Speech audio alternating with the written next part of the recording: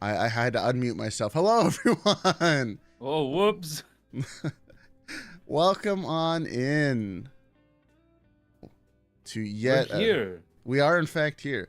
We've already been talking for like over a half hour, and we definitely weren't late because we were still talking. That would be crazy. That would be wild. Crazy. Imagine being late. I know. Imagine me. I'm actually never late to my own stream, like ever, unless I have guests on. Then I'm late relatively consistently. I am my channel's kind of notorious for being late. I'm always like a couple minutes late, but usually it's Evan's fault. So you know what? I could at least have that to lean back on. Yeah. That's actually. I was there. What was it? Your VR chat stream. Oh my god. That was funny because we were sitting in Discord. We saw you go live, and we're like, "Isn't Evan asleep?" Uh-oh. Yeah. So he was literally asleep, and we're like, "Oh, this fucking guy." Right? Like we were like, "Oh my god, Evan." But yeah. That was so funny. Watching that go down live was really, really funny. Yeah, he got there in the end, you know, like he did get there, so I will give him some credit. But yeah, it was we were a little salty. I'm actually surprised he got there before you ended stream. He like the way he like ran in, like I'm here. Because wasn't he like an hour and a half late? It was a long time. He was like, I think he was like a full hour late, right? Like he was super late. That was the latest he's ever been. He's usually like late Anito is the joke in my stream, like late Anito. But like he was super late. Like I was stunned by that. Yeah. Well, pretty much. I was stressing big time, chat. Yeah, for sure. I was like, oh my god, this guy. Well, and I like, so the original plan for that stream was that I was gonna like pretend like I'm working, like we were all gonna be like working at this mall, and then we would go to like the amusement park, and then we go for dinner after. Like that was kind of the plan. And then what ends up happening is everybody didn't know what to do because Evan, it wasn't just Evan, it was Mari as well, was late, and it was Mari's idea, by the way. But to be fair, Mari was having tech problems, so I was just like folding clothes for like a half hour at the beginning of a stream, going like, what do? I don't know what to do. I was watching that, you know. Yeah. I will say I haven't been able to catch as many of your streams as I would like. Mostly because of when you stream. I stream at weird hours. Yeah. The last couple times that I've caught them has always been when something has gone wrong. Like, I was there during the Lethal Company stream. Oh my god. Lethal Company I was there during... That was a funny stream though. Like, it but was like, man, funny. I was like, man, such a scuffed stream. I was there when Evan was late. Yeah. It's just like, wow. Unbelievable. I feel so bad.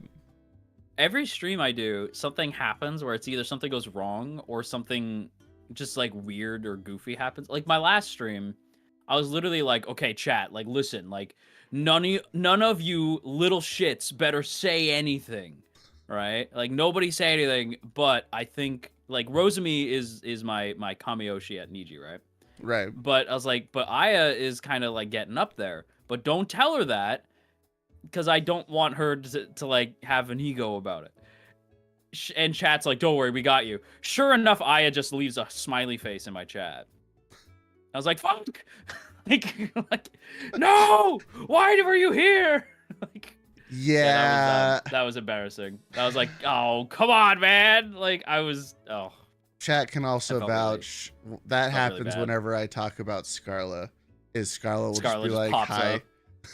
Yeah, you're like, oh, come on! Like, one job! Come on, man! Like, I felt so embarrassed. I was like, oh, no. I think okay, so one of my...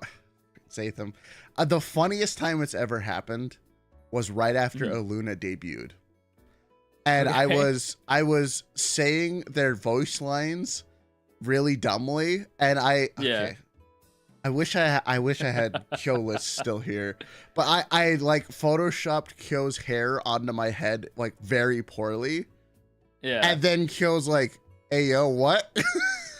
Oh no, you're like, I can explain. Well, that's what I mean. Like, it's the like, I can explain. It's, It's like, that's come on, man. probably the I don't funniest like when you guys time. like. I don't like when they like show up. You're like, like, why'd you do that? That was scary. I don't even remember like what the rest of the context of the stream was, but I just had Kyo's hair on, and it was So really funny. funny.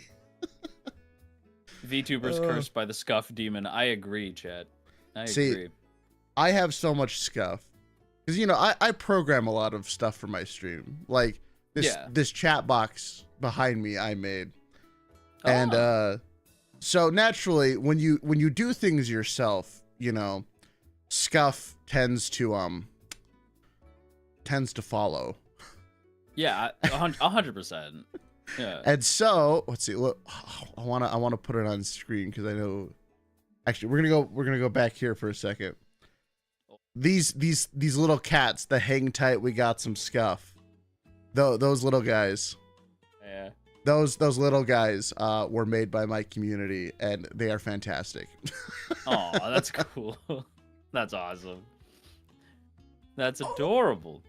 I realize like because my community's like, what are we? I'm like, you're owls, I guess. That's always how I've seen them. I've just never seen the community, like the fandom drawn. I'm just like, you're owls. You're just little burrowing owls.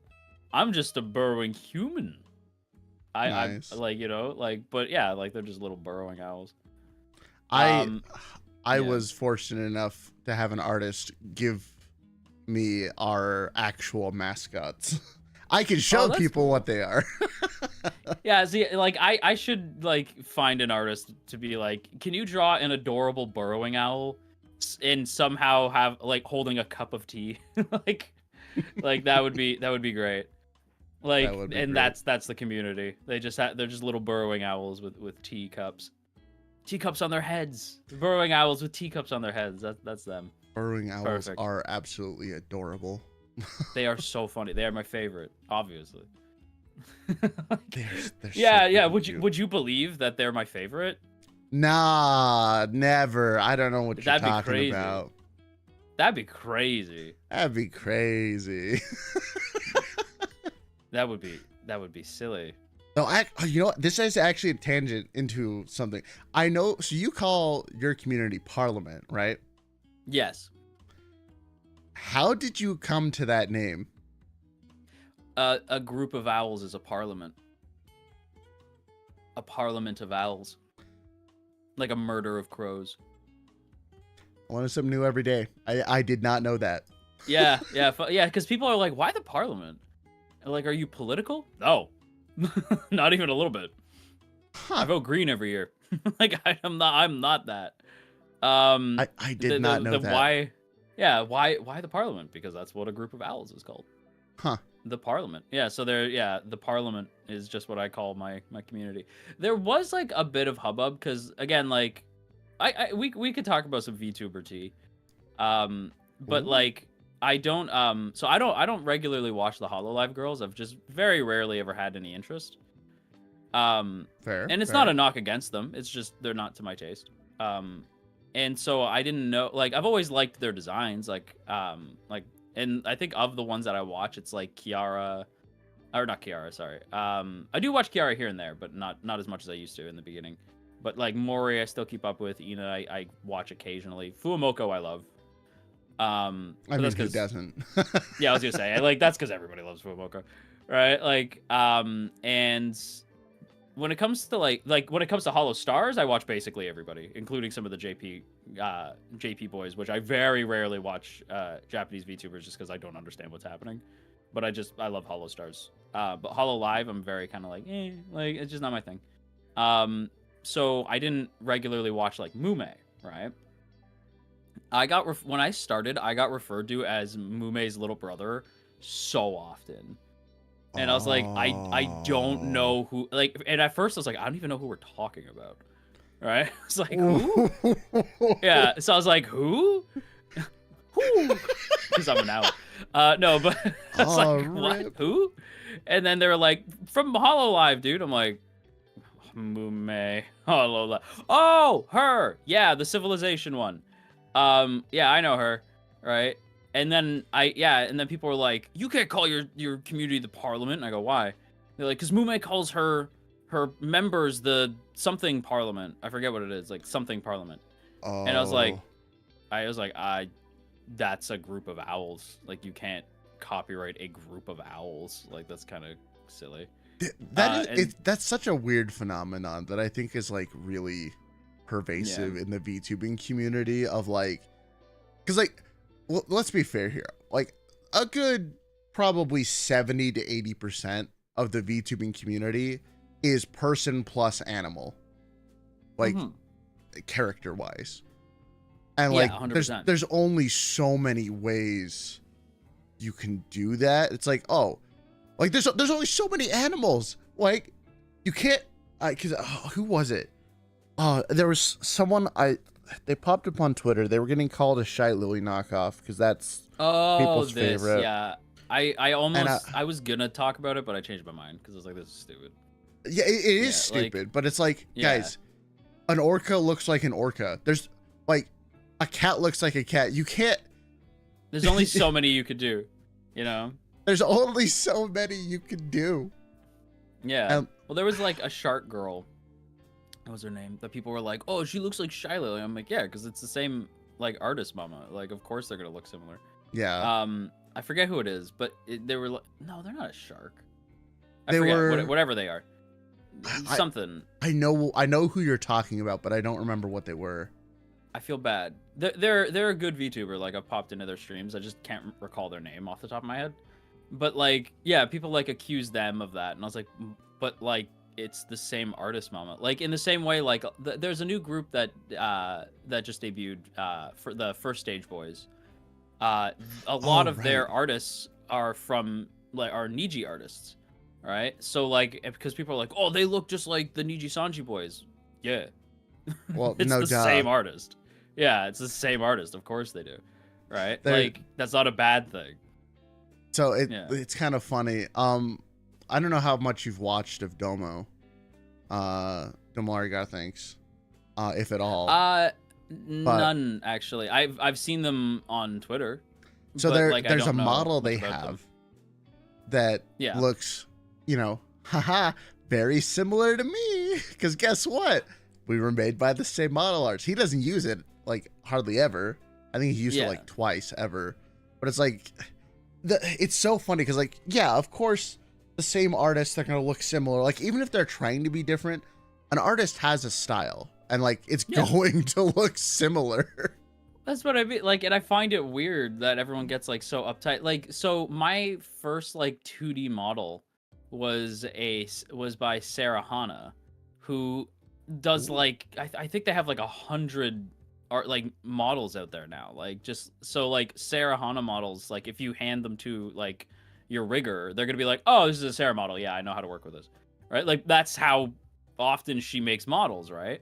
Yeah. And I remember someone trying to say like, oh, they ripped off so-and-so's model, like so-and-so ripped off Underhill's model. I'm like, it's like they're made by the same person. It's the same person. Like, yeah, I was like, no, dude. If anything, you could say like, you guys look like you come from the same show. You know? So, like, so you know what's funny is my original live 2D model. Actually, you know what? Let's jump scare chat. Let's do it. We're gonna jump scare chat. They hate. Half of them hate it whenever I bring him out, and the other half are like, "Oh my god, it's him." He also looks like a light bulb with all the filters I have turned on right now. But this guy that I barely. Oh my god! It's an anime guy. Oh my god! Jump scare! Jump scare. That's crazy. So the person who made this model made like it's like 80s. Like 80 model or 80 artwork. And what's funny, oh god, I can't look at myself. I'm not a cat. This feels wrong. Okay, hold on. I'm no longer a cat. We gotta go back to cat. There we go. That's funny. But the you must person embrace who made, cat. Exactly. The person who made that model, they're the only people I've seen. I don't know if anyone else does this, but they have a Discord for everyone who's gotten a model from them. And so we all know each other. Did the same. Yeah. Well, And yeah, like, there was like, yeah, when I had that model, I was in that server and like everybody was like, "Hey, what's up?" Like new yeah, sibling, what's going on? it's like, Like, it's fine. It's fun, you know? yeah, But like it's not a big deal. I don't know why everyone always just like makes it a big deal for no reason. People I, just love drama, like yeah, they I love it. really They just love think it's it. because like VTubing especially feels like a like major form of expression for people. Mhm. And like, but people get so upset when you think you're copying them. But I tend to believe, never attribute to malice what could be instead explained by either stupidity or just dumb coincidence. Like, Yeah. if you like a shark, it's probably going to be blue. Like, that's probably going Yeah. to be your primary color scheme. It's going to be blue, Yeah. white, or gray. Yeah, Right? if Like, yeah, well, it's the same thing. Like, because I saw someone in chat say like, "Oh, it's the hair color," for why like people were like, "Oh, you look like Mume." I'm an owl. exactly. Owls Like, are brown. the funny thing was, if someone made, because like, funnily enough, there's actually not that many just like cats. Like, yeah. there's a couple of us, but like, Yeah. if someone made another cat model and you like based it off of a real cat, guess what? It looked like me, because guess what this is? This is a literal representation of my actual cat. Like, Yeah. same markings and everything. So It's it would just literally yeah, the like same. if you made a cat, it's likely to look like you. Yeah, like Yeah. and people want to get so uptight about it. It's one thing I'll never understand. Like the anger of like, how dare you? How dare you? That's I think like so okay. So we on the tea house we almost did an award show that was going to be like really goofy and stupid, right? And one of them was going to be like, what was the dumbest drama of the year? Oh And gosh. my nomination would have been anything about model art, like anything Yeah. regarding model art, like 'cause, Yeah. like you have to be so sure, that it's a ripoff. Otherwise, you're just gonna look whiny.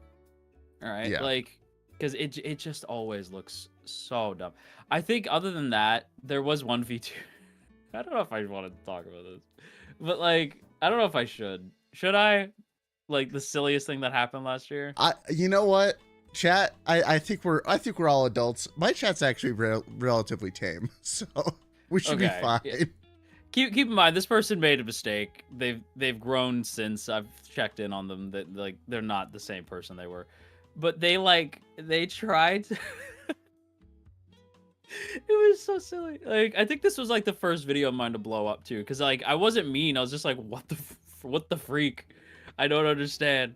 Was they made like this like really serious accusation about like assault, but they did it with like this horny bat. So they were holding like a horny bat and they were doing it like in character. I Do you remember remember this. Yeah. I was like, what? Like, that was the wildest. Now keep in mind that was a mistake. They were not, I think, in a very good place at the time, right? And I remember they that. have since been like, yo, that was a huge mistake, right? So like they've definitely like grown since then, but at the time, I think that was like the wildest thing I had ever seen. That Honestly, there was this other dude who like wanted to like troll Twitter by being like, yo, mobile viewers don't matter. Mobile viewers are useless. oh, I remember that one too, because I'm like, Yeah. oh god, please don't. Like that. Please don't do that. Yeah. It was like, one of those two would have won for me. Those were oh my gosh. Yeah, I remember both of those. Yeah. Because like, oh my gosh. The funny thing is I feel like almost every type of situation that comes up for this is like, if you had just let that idea sit, like let that post sit for like a half hour. Oh god, it's Evan. Wait, can I? Ew, get out of here. No, let me escape you for like 5 seconds. We're trying to get away from you, Evan. Nah. God. How you doing? How you doing? Hello, Evan. Hello, Evan. But, Mr. like, Needle. I feel like if you have something that you want to post, just let it sit there for like a half hour. Put it in drafts. if you really feel that way, like even just a half hour later, then like I guess you could post it. But like that'll like just giving yourself time to like write, because one thing I do, this has actually helped out a lot in my life, is whenever I'm feeling like absolute shit and like depressed or angry or whatever, I write shit down. Because once I've written it down, it's like, oh, it's out of my head. I've written it down somewhere. I just don't do that on Twitter. Yeah, that's what I mean. Like, just write it down and then look at what you wrote. Yeah, like just have a notebook where you're just like, you angry write, and then you're like, and then look at it, and then if you really feel like you need to post it, then you can exactly post it, right? Like I've vented on Twitter here and there. Although I will say, like, be very sparing with your vents, everybody. Yes. Like, especially if you want to be a content creator, don't use your Twitter like it's your personal Twitter. Like, No. Like I see that way too often. And VTubers are like, how come I don't have a lot of followers? Well, it's because nobody wants to follow you, right? Like, I know that's mean, but it's like I don't want to follow that. I don't want that clogging up my feed. Like, I use Twitter just to see what's going on. You know, like I don't need to know how your day went, right? Like, I'll occasionally be like, man, I hate my retail gig, but I'll make it like a joke and I'll like turn it into like a content tweet in some capacity, you know? Like, so yeah, I don't know. I've noticed that a lot. Like, people stop using Twitter to be angry all the time is what I'll say. I know for some folks that is going to be very difficult. Don't use Twitter as your public journal. Yes, if you must, like, I have a private Twitter. If you must post to a private Twitter, if you must. You know, you say that, but I know 3 people now who have quote unquote an alt Twitter or things like that. Yeah. And whenever they post on their alt Twitter, it blows up more than anything on their main Twitter. And That's so so it's like, yeah, keep that shit, like, keep it private if you don't want anyone to see it, you know? Yeah. Like, because like my opinion is, unfortunately, well, for better or worse, anything you put on the internet is fair game for the internet. Yeah. Calling out the 100%. homies. Yeah, I am calling out the homies. It's calling okay. out the homies like that. Well, it's true. I will call it's out the true, homies. though. But like, it's not Evan like has an a alt bad Twitter. thing. Yeah. Okay. Well, I actually wasn't thinking of Evan when I said that, but no, I'm gonna use Evan because Evan can be our punching bag this stream. It's fine. Let's go. Let's go. But no, it's just like, you know, if you put something on the internet, like, you have to be prepared for it to backfire on you. Yeah, like absolutely. that's the unfortunate reality. It's like, I wish you could just like, haha, this is my alt and people are nice and respectful here. But it's like whenever anyone complains about things leaving the VTuber sphere, right? It's like, it can happen anytime. I've only had that happen twice, and fortunately both times were like kind of okay. But it made me like, because that happened, I'm like, maybe I don't post some of the other things I was thinking about. Yeah, I don't want to deal with that. It, like, inevitably there will be smoke that you don't want that will come from that kind of thing. Like, it's like, like, drama is very much a prevalent thing on Twitter for sure, right? And I feel like it's very easy to avoid it. I think that's why, like, I always find, like, I'm not necessarily like oh, I love, like, because people think like I'm just like a drama seeking guy, right? And I'm like, no, like I find drama very silly in most cases, but I think that's why it's interesting to talk about it, because it's like, how did you let this happen, right? Like, because you can very easily, like, it's not hard to avoid drama. Like, it's just like sometimes it's unavoidable, but for the most part, you can like trace the steps back and be like, why'd you do this? You know, like, why would you like verbally say that out loud into the ether and not expect somebody to like walk out and be like, screw you? You know, like, well, like, there was like, there's sometimes where I think like Twitter takes it too far. Like, they absolutely take it too far. Oh, 100%. Like, last year there was the Dakapo thing Oh my where god, like that was the yeah, that. and What a people were time like, to be alive. For that. oh yeah, that was rough. And like people got like really upset. Well, the funniest thing is so I made a video about it, and all I said was like, yeah, so like it got to like normie Twitter and people blah blah blah, and like all these regular people who don't watch VTubers were unbelievably offended at being called normie, and I'm like, that's a good thing. Like at least in my mind, I'm like normie just means like you are a normal person and have normal interests. That's all that means. Yeah, You're I just mean, like, you're just not a member of this community. I think people in the VTubing community kind of forget how niche the VTubing community is. Like, yes, when compared to, I mean, and that's actually just true for streaming in general. Like, content creation in general is huge, but it's still the minority when compared to like the greater whole of like entertainment. And people yeah, 100%. people forget that. Well, it's like when so like when I was in school, right? I wanted to go, like, I was a theater kid. I wanted to like go to New York and be like an actor and shit like that. And at the time I was like, well, everybody wants to do that because everyone in my class wanted to do that, right? And then you realize like actually like liking theater is also like very niche, right? Like there's like theater is like everybody likes theater to an extent. But to like go out and do that, like there's a shit ton of people who do it. 90% of them will end up working at the local Starbucks.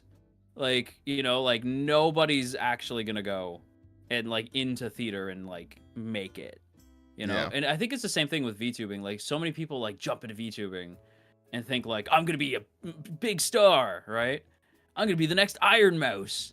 And it's like, no, I think that time has passed. Like, I think like getting in and just being popular solely because you're a VTuber is like kind of long gone. Yeah. You have to do something cool, you know? Like you have to do something that is going to make people want to watch you, you know? But like it's like speaking on like it being niche. I remember when like everyone like when the pandemic hit and everybody was inside and people started getting really into anime, right?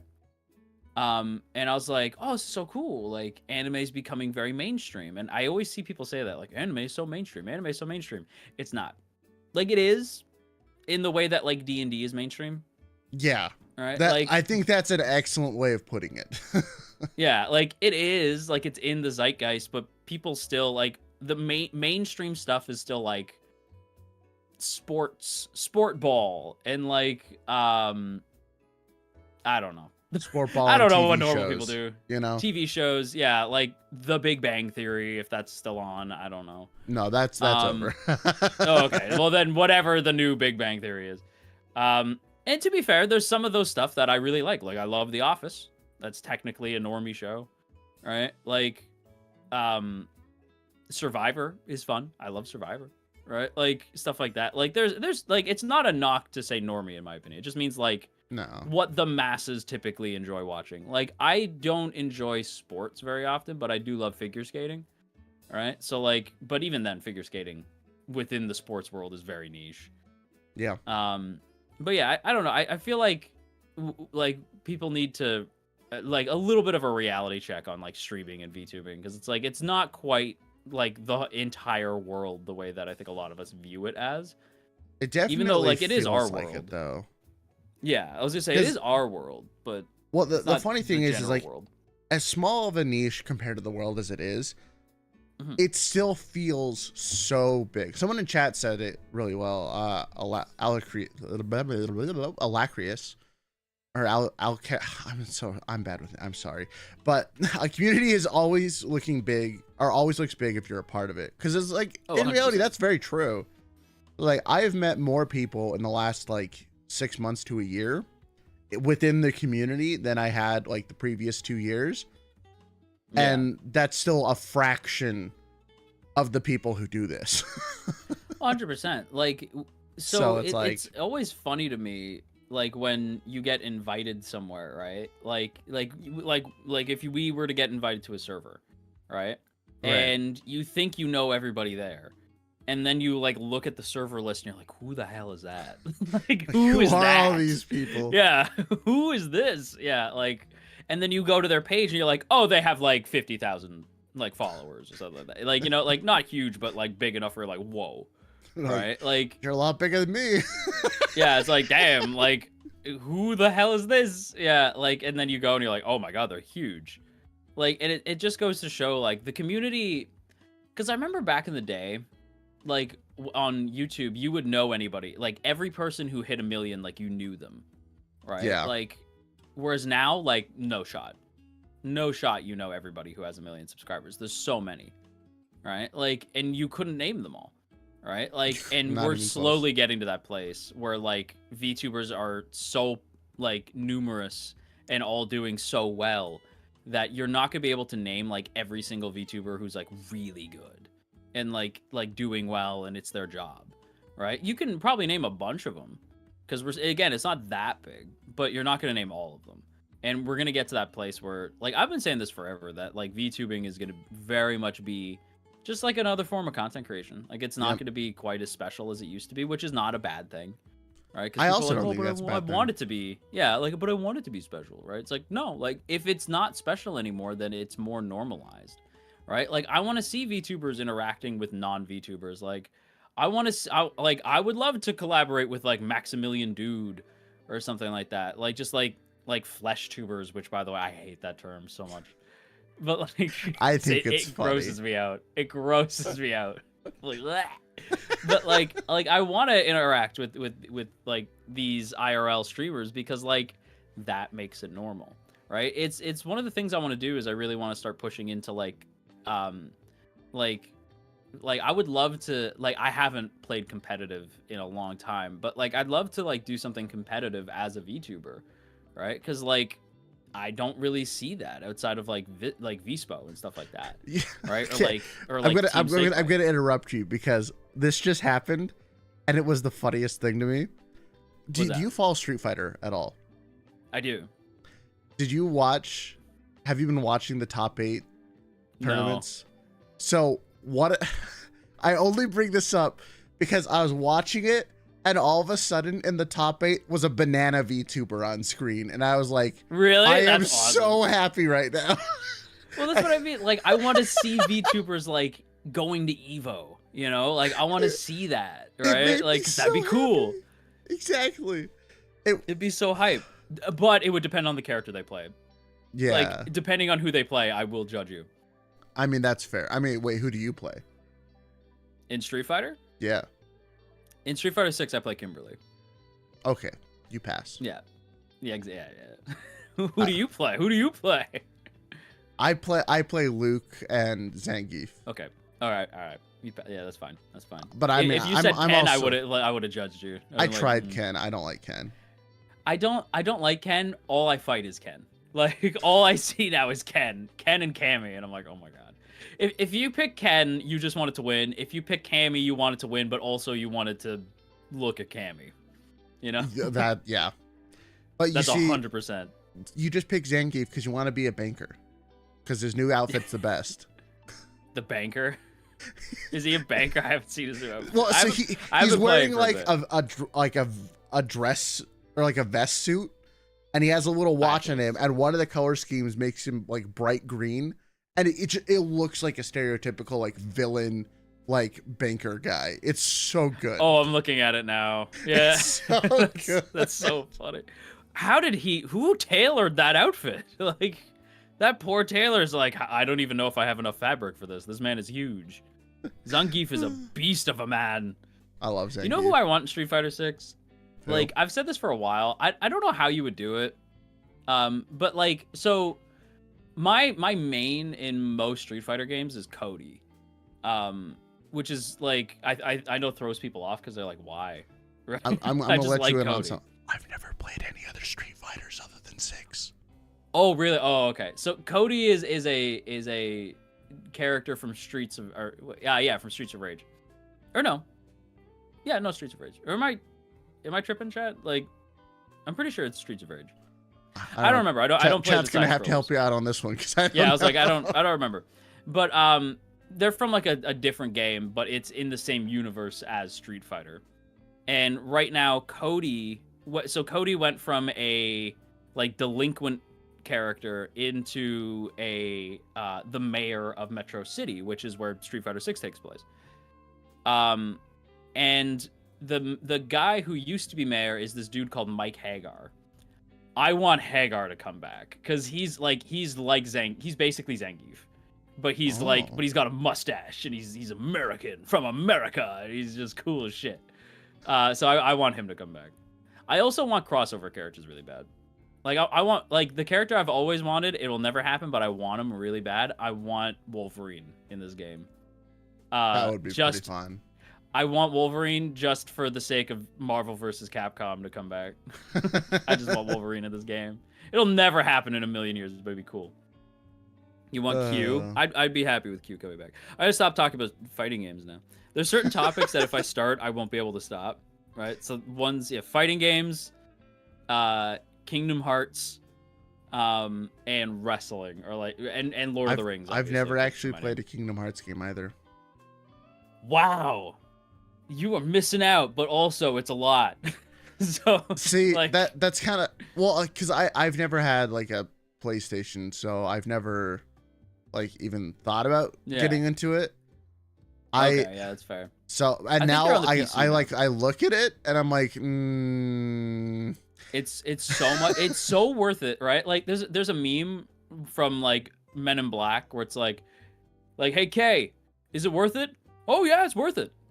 If you're up for it, right? Like, or if you can handle it, right? Like, and that's the like I sent that to Stella because she's trying to go through Kingdom Hearts right now, and it's like, is it worth it? Oh, it's worth it if you can handle it, right? Because like it's so much. I feel the same way. So much about One Piece.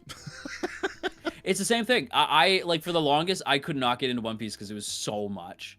Right? And then once I did, I'm like, this is dope. Once you get into it, you're like, it's great. But it's I would never wish it upon anyone. I'm looking forward because like they're rebooting it, right? With like a so they're doing the One Piece. My only concern is that it's very likely going to be using AI art. Because Studio Wit has been very into AI art lately.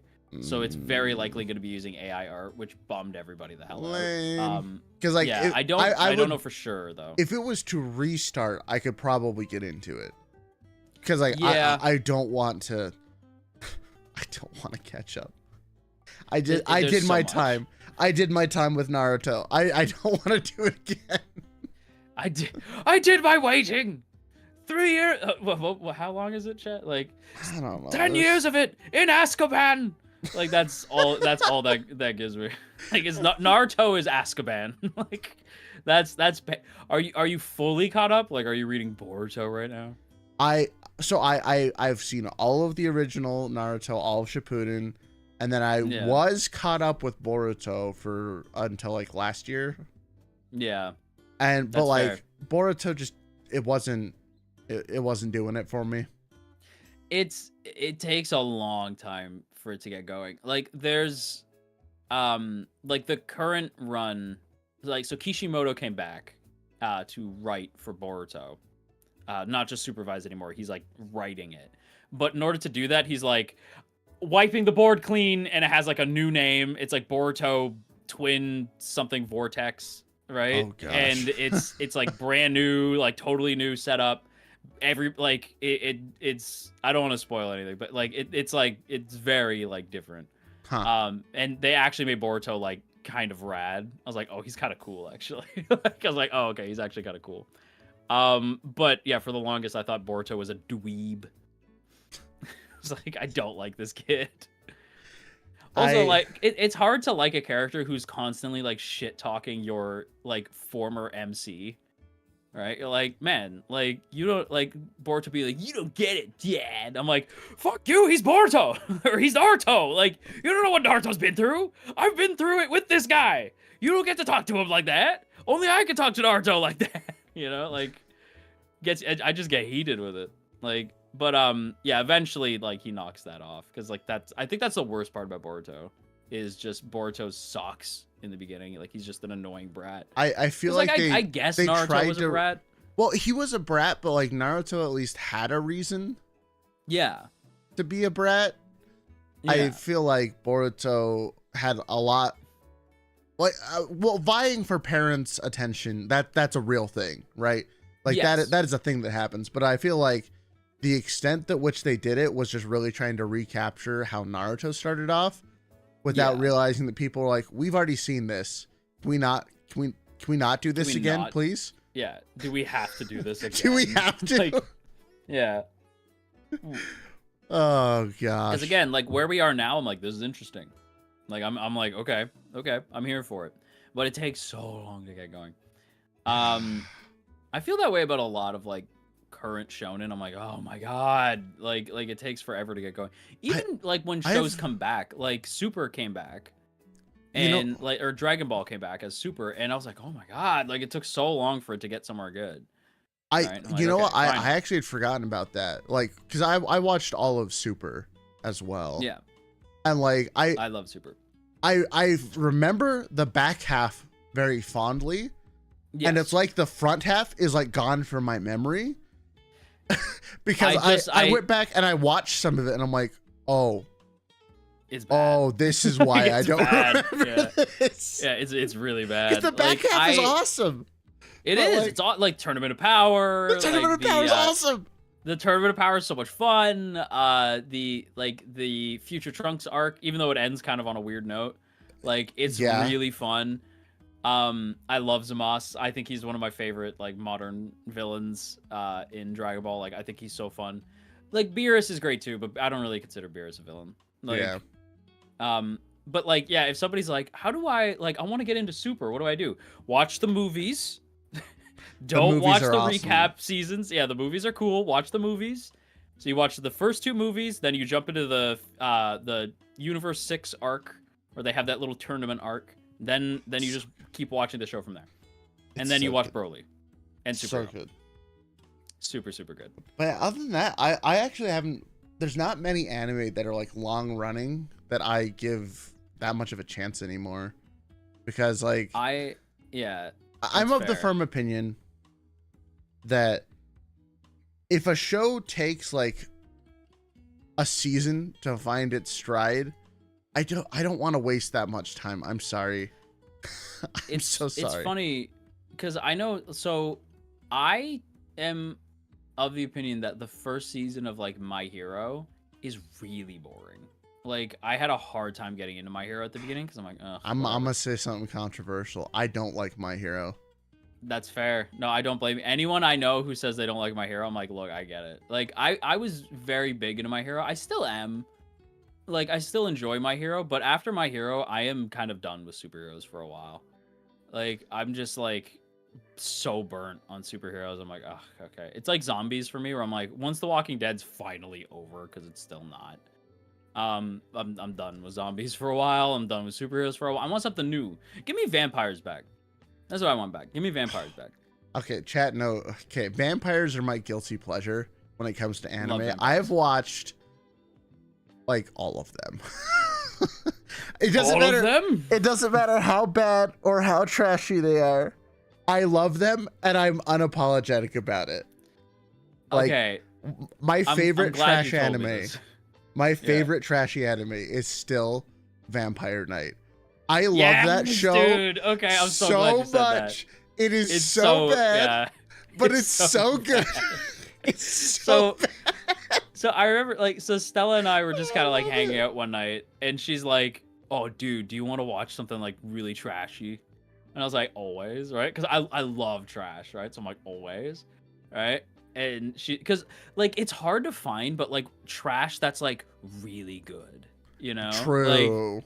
Like it's like, oh, it's the best, right? Like when it's so trashy, it shoots the moon and becomes amazing. Right? Like, I love that. Like, and Vampire Knight, I was like, oh my god, this is, like, terrible. Let's watch more. You know? It's like, this is great. It's the best type of terrible, because you're like... 100%. And watching the end... Okay, so, if you can't stand a dramatic pause that lasts, like, 10 times longer than it should, you will not enjoy it. Because there are legitimately moments when you're rewatching it, you're like... They say something, and there's, like, literally... 5 seconds of them just staring while the camera's like slowly zooming in. And you're like, oh god. I remember just staring at the screen like, Yuki, come on, my girl, like, just stop this, right? Do something, please. Do something. Yeah, come on, Yuki. Well, so okay, so I'm watching it, right? And this is when Stella was over to visit, right? So we were like in the same space. And so she's like staring at me throughout the show and I'm like, "What?" She's like, "Nothing." Like she's just waiting for me to like react to stuff cuz she's seen it, right? So Stella's like hard staring at me at this one part cuz the whole show I'm like, "Man, oh, what is his name? Not Zero. Oh, oh, shoot. Can't remember his name. Connor? No, someone with a K. It starts with a K. Hold on. He was my guy for most of the show, and then something happens where I'm like, Kaname. Kaname. So the whole show, I'm like, Kaname's the clear choice here, right? I'm like, Kaname's the obvious choice here, clearly. And Stella just kept staring at me. I was like, what? And then you're like, nothing. just wait till the reveal. Well, there's this one part where I'm like, wait, they have the same eyes. And Stella's like, what do you mean? And I'm like, they have the same eye color. She's like, oh, I think that's just the artist. Like, the artist kind of tends to draw, like, the same eyes for people. I'm like, oh, okay. And I, like, completely dismissed it out of mind. Completely. Right? So I'm sitting there going, like, Kaname's the obvious choice. Kaname's the obvious choice. And then there comes the moment where, like, Zero's like, you bastard! Right? And, like, it's like, raining. And he, like, calls out Kaname. And and like, Yuki's like, I'm sorry, Zero. Right? And I'm like, what's happening? And he's like, you're her brother. And I was like, what? Like, no!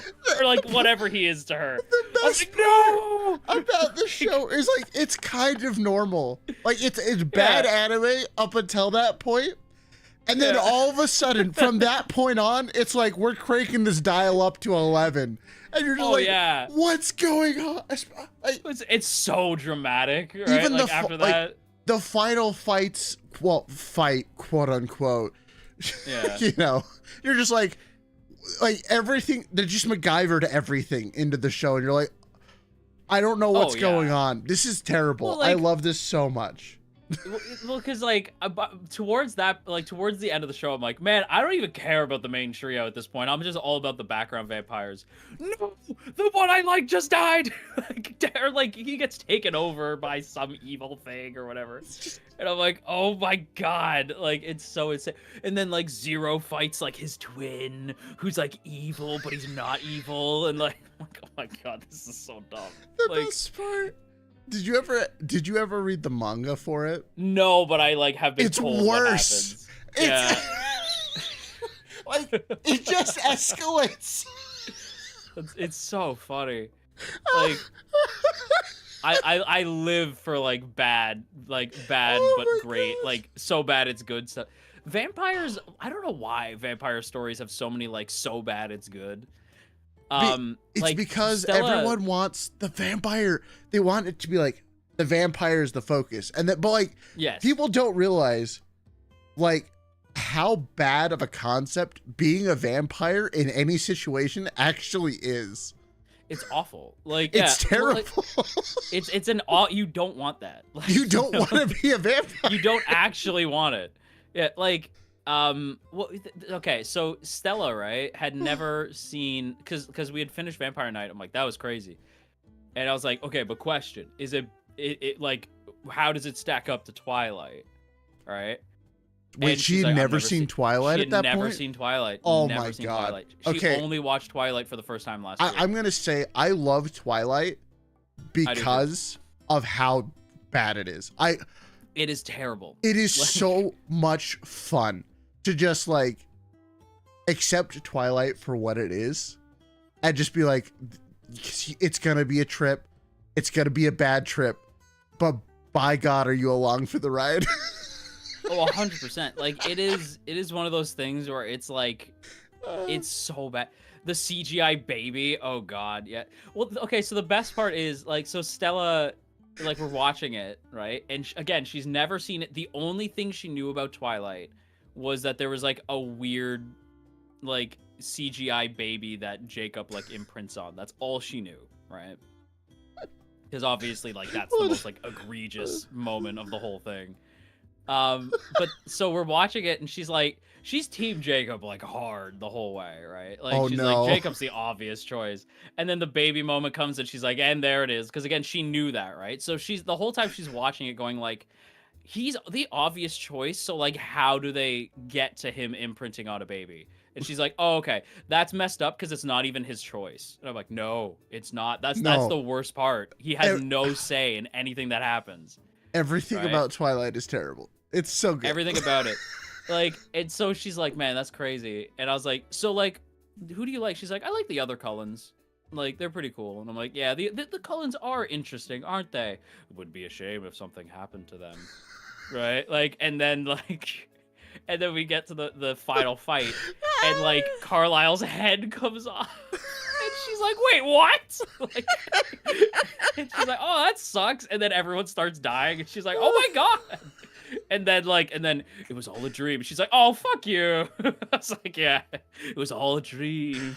I So keep dumb. every time I like think back to Twilight, I keep forgetting like just how many tropes they managed to Yes. cram into 3 books. Like It's wild. Yeah. it's so insane. Just she wrote a book that it's so funny because everyone's like, Stephanie Meyer is a bad writer. I'm like, she is, right? Don't get it twisted. She is. But she did write a book that was like, that actually wasn't that bad. Like, I thought it Are you was talking like, about okay. the host or The host, yeah. Like, I The was Host like, was that was okay. actually I was like, that was actually kind of okay. Like, I was surprised. I'm like, you know what? That was interesting. I liked that. The movie was a little weird. the movie but- was really weird. Yeah, the movie was a little But weird. the book like, the book was okay. The Yeah, book I was like, okay. I was like, you know what? Not bad. I will not make fun of you. I mean, I will, but it won't be as bad. Like, well, it's funny. Like when you go back and you're like, oh, this book was really well written. Oh, this book was not well written. Right? Like, there's a difference between having like a really good idea versus like executing on that. A idea, good you know? idea can carry a mediocre book. 100%. I will die on this hill that I think the Harry Potter books are really poorly written. Right? Like, I will die on that hill. I have always felt that way. Chat, Like, if you even when I was think a they're kid. not, go back and reread them now. They're really poorly written. Like, and like they're like, Harry Potter's a really cool idea, and I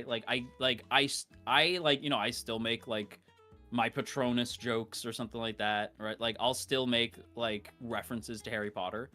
And I still think the movies are like really good. Like the movies, I was like, the movies executed on the idea flawlessly, but it's, well, not flawlessly. There's some parts of the movie that I think are stupid too. But Well, yeah, I mean, yeah, I mean it's still about wizards, you know? yeah, Like, it's still about wizards.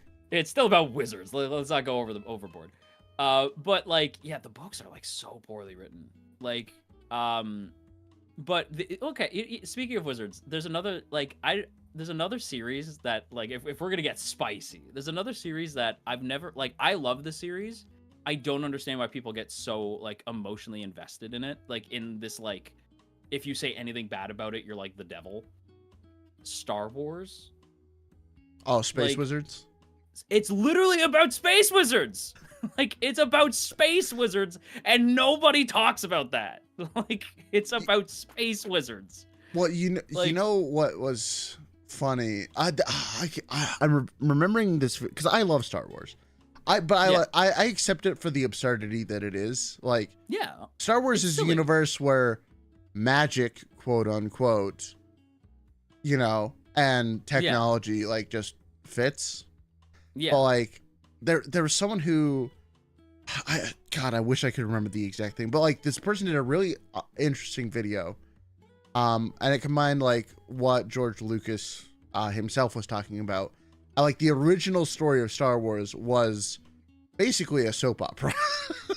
That's what it is. Like, it's like poetry. It rhymes, you know. It Like, just that's my works. favorite Lucas quote. Like, it's like poetry. It's like poetry. It rhymes. Like, I love you, George. I love you, George. Because George, I think that's something that, like, because like I love Disney, but I give Disney some shit sometimes, and like, I do feel like it took them a while to figure out what Star Wars was. Yeah. Right? Like, because George got it right away. Like, it's about space wizards and it's a soap opera. It's literally like everything. Star Wars is everything that George Lucas liked as a kid. Like that's what it is. It's a like samurai story. It's a spaghetti western. It's a fantasy series. It's a little bit of everything, right? And the one thing I will say about Star Wars, right, that I love, right, like I love this, is the extended universe is almost the extended stuff is almost always way cooler than anything that's going on in the main trilogy at any point. Like Well, it's I always think so much more interesting. I think it's because of like Star Wars as a universe is something where anything can exist. Yes. And I think that's Like, its biggest strength. Because like, I feel like there's a lot of settings, like, or like, yeah. like Game of Thrones, like, for example, is one where like you have a pretty limited set of things that you can show within like that universe, or like other fantasy set, like even Harry Potter. There's like a framework of stuff that you can do. But Star Wars is just, you want a magic, space magician lady who can suck people's souls out through green mist. Guess what? She exists. Yeah, you can do that. Yeah, that's a thing you could do, because there's probably a planet where that exists, And like, because you're in a galaxy, guess what? Things can be absolutely like messed up on that planet, but it doesn't affect the galaxy as a whole. It's just if that one planet. We don't go there. we don't touch that one. Yeah, like it's so like it's so funny to me, because it's like I'm like, it's just space wizards, but people are like, I can't believe Disney ruined Star Wars and The Last Jedi and like Rise of Skywalker and rah. Oh And I'm like, gosh. oh my god, dude, I don't care that much. Dude, like, and my earliest memory as a like living thing, my first memory is I'm laying on the ground at our like first apartment that like my parents got, right? And and I look behind me and my dad is smiling and waving at me, and then I look at the TV and it's Luke fighting the Rancor in the third movie, right? Like, I love that series. That is my earliest memory, is Luke fighting the Rancor. And I still am like, I think we're overreacting just a smidge. Like, is it a little, is like the end of Rise of Skywalker kind of stupid? Yeah. Oh Like, yeah. Yes, it's very stupid, right? Like, was I annoyed that they're like, Ben Solo's back? He's dead. Like, I was like, yeah, that's a little annoying. But like, it doesn't like ruin, because I like, so they announced they're gonna do a new trilogy and Rey's coming back, right? I'm like, that's fine. Like, maybe they can save Rey, but there's so many people who wrote the new trilogy off before it's even happened. Right? Because they're like, I hate Rey, and I'm like, see, what's funny is the old trilogy. So, yeah. I'm friends with a lot of film people. We'll put it that way. They really like to dissect things, and so I had a friend who really loved The Last Jedi. Yeah. I have a lot of problems with The Last Jedi, not from like a storytelling standpoint, but just like they used a ship to blow up a whole fleet. I will never let that die. Yeah, that is very dumb. That is so stupid. But anyways, besides that point, other than that, they liked that the movie tried to take risks and tried to do some things. Yes. I don't think it did any of them particularly well, but they loved that movie. I don't think Star Wars is the series to do that. Yeah, right. I'm like, fair. Star Wars is so heavily reliant on its past to be like, the past is stupid. Yeah. It's like, that's not a good idea in this universe. But yeah, so they loved The Last Jedi and hated Rise of Skywalker. I am lukewarm about Last Jedi at best. I loved The Rise of Skywalker because I knew what it was going to be going in. Like, the moment you hear the main antagonist voice, you're like, oh, okay, we know what we're doing. Yeah. We know how this is ending. And so it's just like, God. I will admit my brain kind of turned off for the movie because I'm just like, I'm just ready to see action space wizards fly and shoot things and do other like. It was such a fun. Well, I think Rise of Skywalker was fun. I do not think it was good.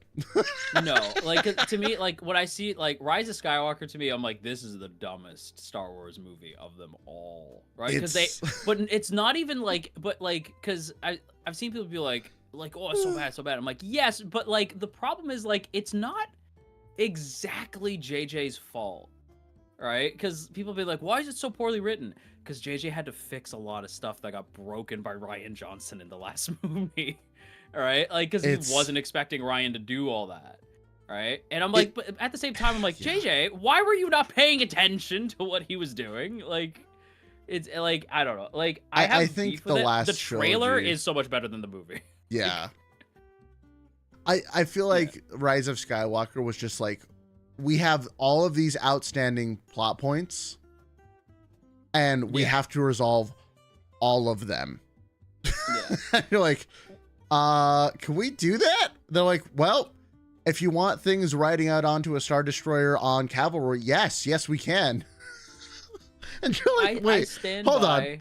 Yeah. Like, I think it's like, I will stand by this forever, because I'm like, before the movie even came out, like before even like The Force Awakens came out, like before the first movie came out, the trailer happens and we see like a stormtrooper and then boom, it's John Boyega, right? And I was like, oh my god, I'm in, because I love John Boyega, right? So I was like, oh, I'm in.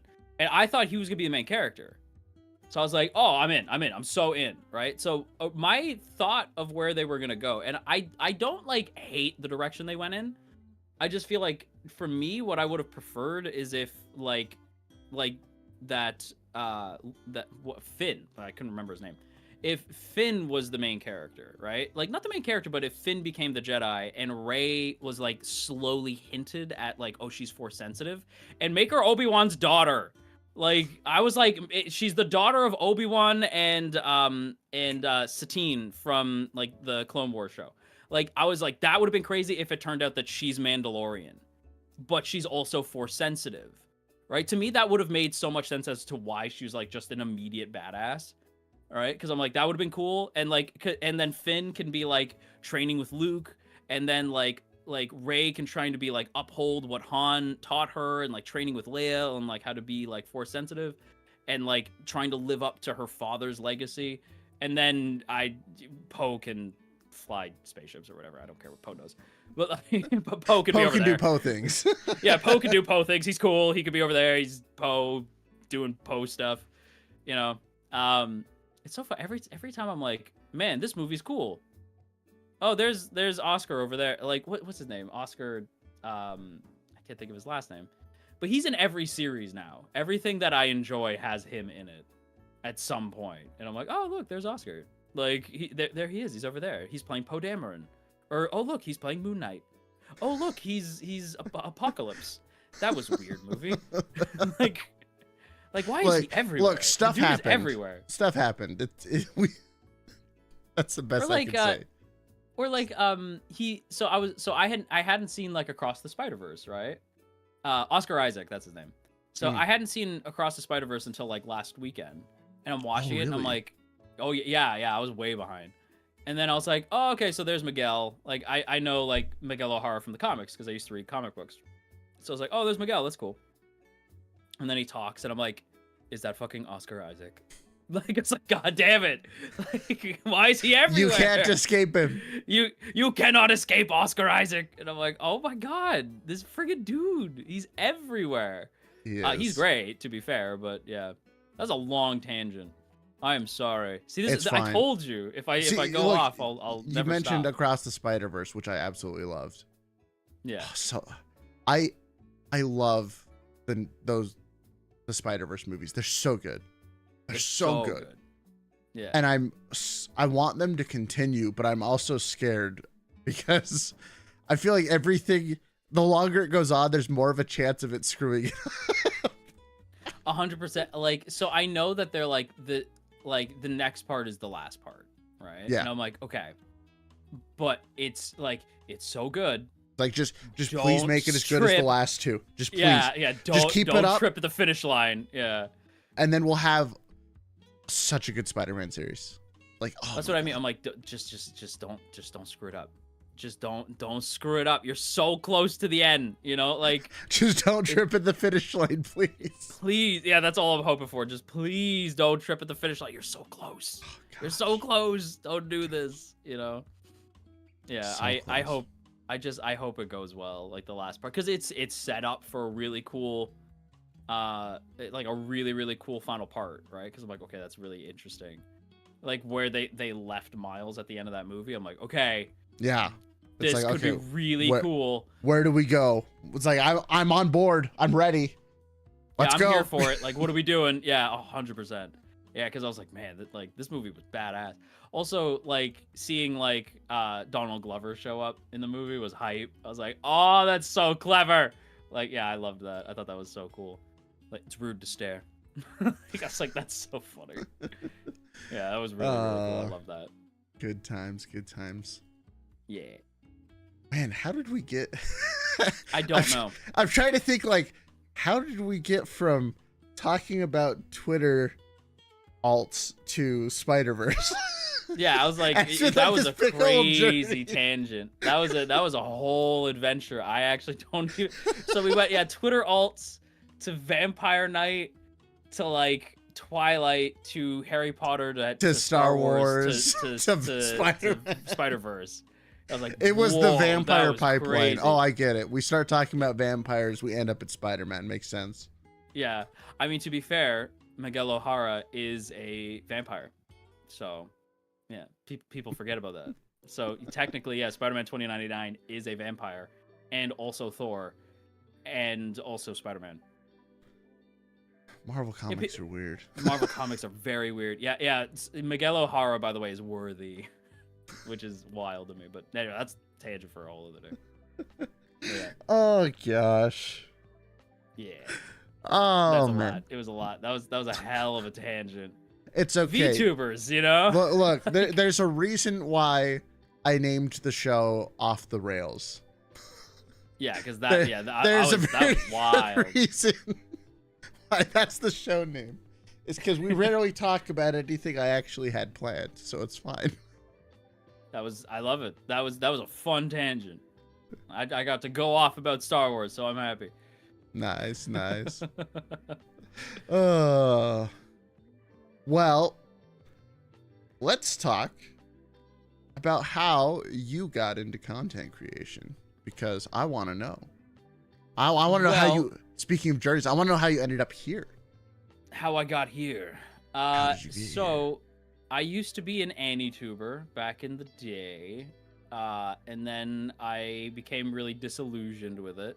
You know what? Evan and I both actually were AniTubers. You know what's funny is I learned about you relatively recently, honestly. Yeah. I think like maybe 3-4 months ago, something like that. Yeah. Actually, well, whenever you joined the like the first server. Yeah, the first one. Is when I was like, why do I know this? And then I found your old channel. I was like, wait a second. Isn't this? I know him. Yeah. Wait. That's the same guy. Yeah. This is this guy. Yeah, people get surprised by that all the time. And they're like, wait, you were JoJo Talks Too Much? And I'm like, yeah. Yeah, that was me. Right? They're like, but why'd you stop doing anime content? I just got disillusioned with it. Like, I was just like, I didn't like the community anymore. And, not my community specifically. Like, it was just the anime community in general. It's very elitist. And I'm like, I'm not really feeling it. And, I just didn't like my content anymore and felt like I couldn't break away from it. So I was like, I want to do something different. So eventually I was like on Twitch one day, the purple site, and I saw this person, they were streaming and they had like an avatar, and I'm like, that's weird. What is that? Like, I had heard of like Niji and Hololive, but I didn't know much about them at the time. So I was like, who is this? And it was Ayumi One-san. Was the first VTuber I ever saw.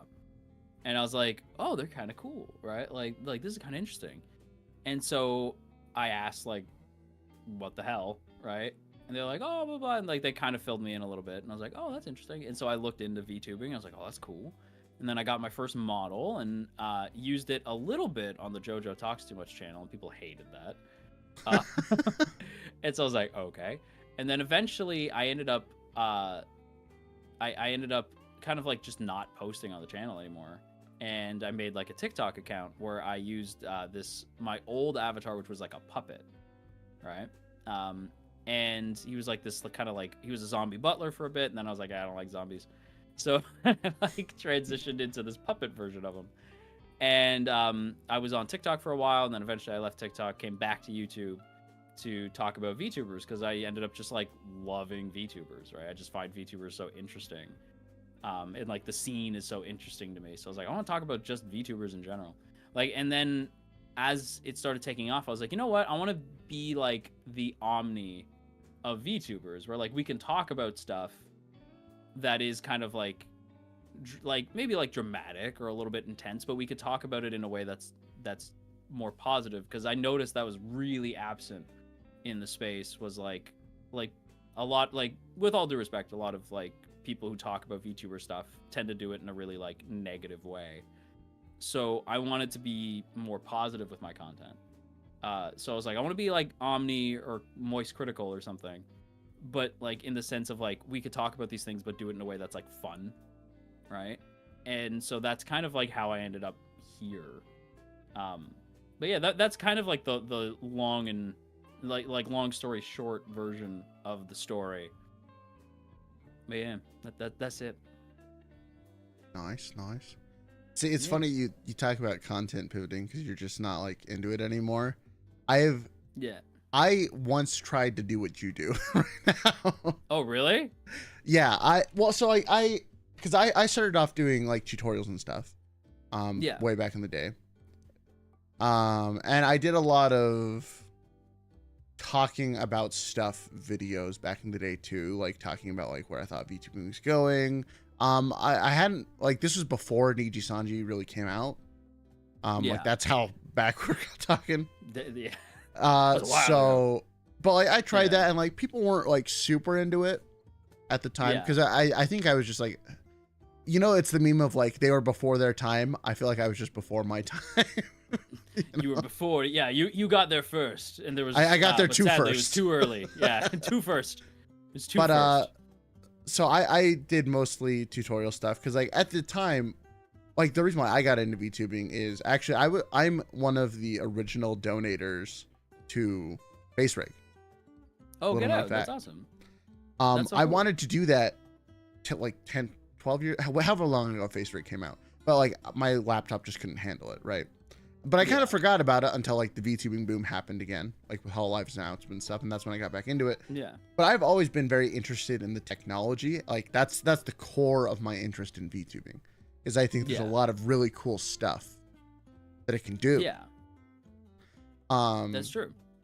So like I've always been interested in that topic. So like that's why I was into like all the tutorials. Is like. Well, I hate how people do tutorials on YouTube. It drives me insane. 8-minute tutorial for a 30-second thing. So all of my tutorials are like, I'm going to tell you exactly in the shortest amount of time. And that did very well. Waste your time. Yeah. But like after a while, like I kind of covered everything that I wanted to do. And I realized that like the stuff I wanted to see happen, I had to start making. So that's when I started getting into programming stuff. That's when I made the first version of VT Chaos, which was, it was a thing. It worked technically. It still technically works. As long as it's working, you know, like that's, I feel like that's a win right there. But then I transitioned into VTuber lore actually as an experiment for doing the tutorial stuff. Because I started making the lore videos and they blew up instantly. Like on TikTok, because I was only doing them on TikTok at first, and I was like the first one got like 30,000 views. I'm like, huh? No. Then I did the next one. Did that happen? Also 30,000. Next one 30,000. Like, but the numbers just kept on slowly going up. I was like, yeah.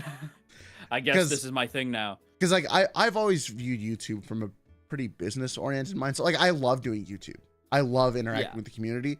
But I also want this to be my full-time job one day, which means I have to, like, I'm looking at it like, okay, I need to do what can entertain the most people, right? Which is like, I don't know, it's a mindset that works for me. Like, I still enjoy everything I do. I'm not going to force myself to do, like, stuff that I can't do. Like, the lore stuff was interesting, and I'm like, do I just hard pivot? Because I was at, like, 1,200 subs at this point on YouTube. Yeah. And I was like, all right, you know what? Screw it, let's go. And so we hard pivoted the channel. Got a Now it's insane, lore. Yeah. insane growth explosion. That's good. And then that was basically what I was doing for like the last year and a half, 2 years. And then this year I officially was like, nope, we're done. We're done with that. It's over. It's Jover. It's Jover, bro. I was like, at my core, I kind of realized kind of the same thing that you did with doing anime stuff, is the type of community that like wants to interact with lore. Like, granted, a lot of you guys here are because of that, but there have been a lot of people that have, mostly in comments, not the people who come to streams, mostly in comments on YouTube, that like, I've realized that they care more about it than I do now. I used to care about it just as much, but there wasn't enough to talk about. Yeah, all the time. Fair. Yeah, you run out of like topics, you know, like, and like in certain elements of it. Yeah, it's like I did 150 videos the first year. I did 25 last year, and if I wanted to catch up, I'd probably only have to do another 100. And I'm like, that's not enough for a YouTube channel, especially if you're doing shorts. Yeah, like, well, it's just like, so it's part of the like the reason why it's like I feel comfortable where I am currently, because it's like there will always be somebody doing something that I can be like, well, that was crazy, you know. Like, it's one of those situations, I think, where like you have to find something that's kind of evergreen, right? Like, and that can be really hard. Yeah. Like, as a content creator, finding evergreen content is like shit. Like, it's so hard. But I do always think that you can like take parts of you with you, like even with like me leaving lore, you moving from anime commentary to VTuber stuff, like you can still take core aspects of that. Like, I still like dealing with lore, and I'm doing like a different series with it now that's just not VTuber related. Yeah. That like, but it's something that I can do whenever. And like, even with like you and your commentary stuff, it's like the same skill sets still translate. It's just you found a new medium at which you can do that evergreen content, and it's just great going forward. Yeah. Well, it's funny because like with the old channel, people would be like, well, why do you take like 10 minutes to get to like the same point that you made at the beginning of the video? I'm like, because it's called JoJo Talks Too Much. Right? Like, I'm rambling. That's the whole point. Right? And then like with the new channel, people have been like, you could have summed that up quicker. I'm like, oh, you must be new. Right? I'm like, no, I don't do that. Right? Like, I've never scripted anything I've ever made. Like, I don't think I've ever had a script. You are insane. Yeah, I think the most I do is I do little bullet points. So I could be like, okay, like I have to get from this point to this point. All right? Like, that's the most I ever do. I don't script anything I've ever done. I am very unscripted on stream, but if I'm making a video, that is very scripted. Oh yeah, nothing I do is scripted. Not a single thing. I don't think I've ever had like anything scripted. That's like, crazy to me. I love bullet points. Like, bullet points are like my friend, because it keeps me like organized. Because otherwise I really will be all over the place. As I am on stream, as I'm sure the chat can tell. But I need, like when I'm making videos, I need bullet points. But if I do a script, I feel like it just, I'm just not a fan. Like, I don't like, I've tried it and I've just never liked it. Like, it's just not my style. Like, I like just going off the cuff. Now, mind you, it does lead to me putting my foot in my mouth. Yeah, that. Yeah. For me, it's all about like I care very much about accurate information. Yeah. And if I don't script, I have found that I will leave pieces of information out that I really wish I had kept in. And so for me, like, that makes sense. It's hard because like I used to try and do bullet point stuff, which I did for a few of the videos, but I love to ramble way too much. So if the intrusive thoughts of me saying stupid stuff win way too much, I'll just be like, I guess we're talking about this now. That's what I've had to like learn to not do that, because I'm like, I don't want to say something that I'm gonna regret later, you know. Yeah. But it's hard to like teach that, because that's a learned skill, you know, like to hone your conversation like into like something specific where you're like, okay, we're gonna talk about this and just this. right? Like that's a learned skill. You have to teach yourself that. You Yeah. know? Like it's not quite as easy as I think a lot of people think that it is. No, Yeah. it's definitely very difficult to Mhm. do it well. And like it's kind of funny because you see people like, I'm going to use Mogul Mail because I think Mogul Mail is probably Mogul Mail and Moist Critical are probably the two most known examples of like one take Andes.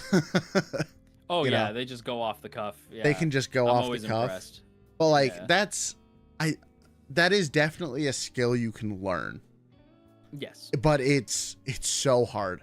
And it's something, and the thing that's scary about it, because it's something that I've wanted to get back into, just Yeah. because I need to make more videos that aren't shorts.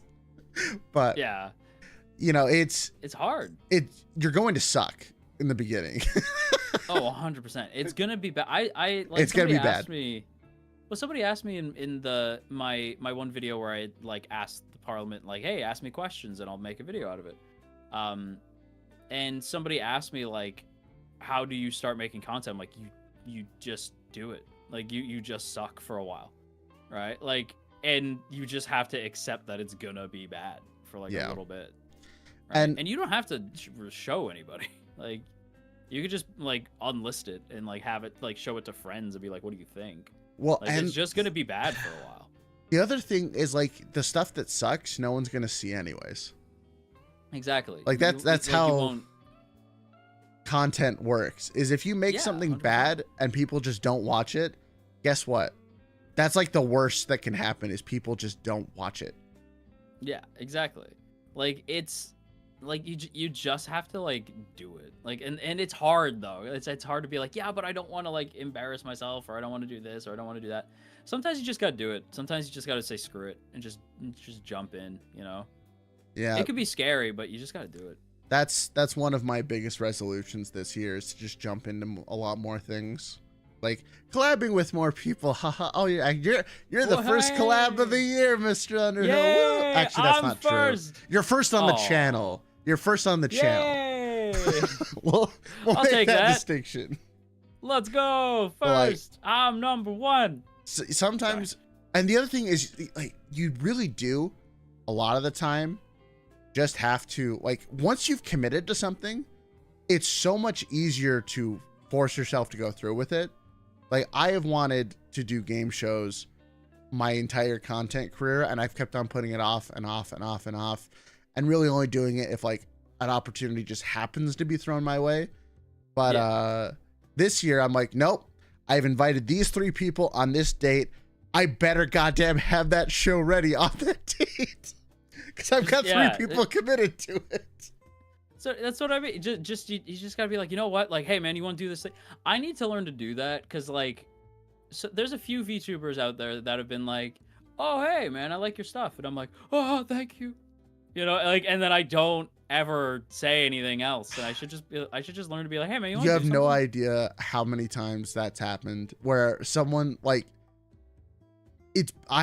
that feels the worst is when someone tells you they like your stuff and you're like, wait, this could be an opportunity to like hang out with someone new and like see if we work well on something, and then you just don't take it. I've done that many times. But this year, no, I'm doing it.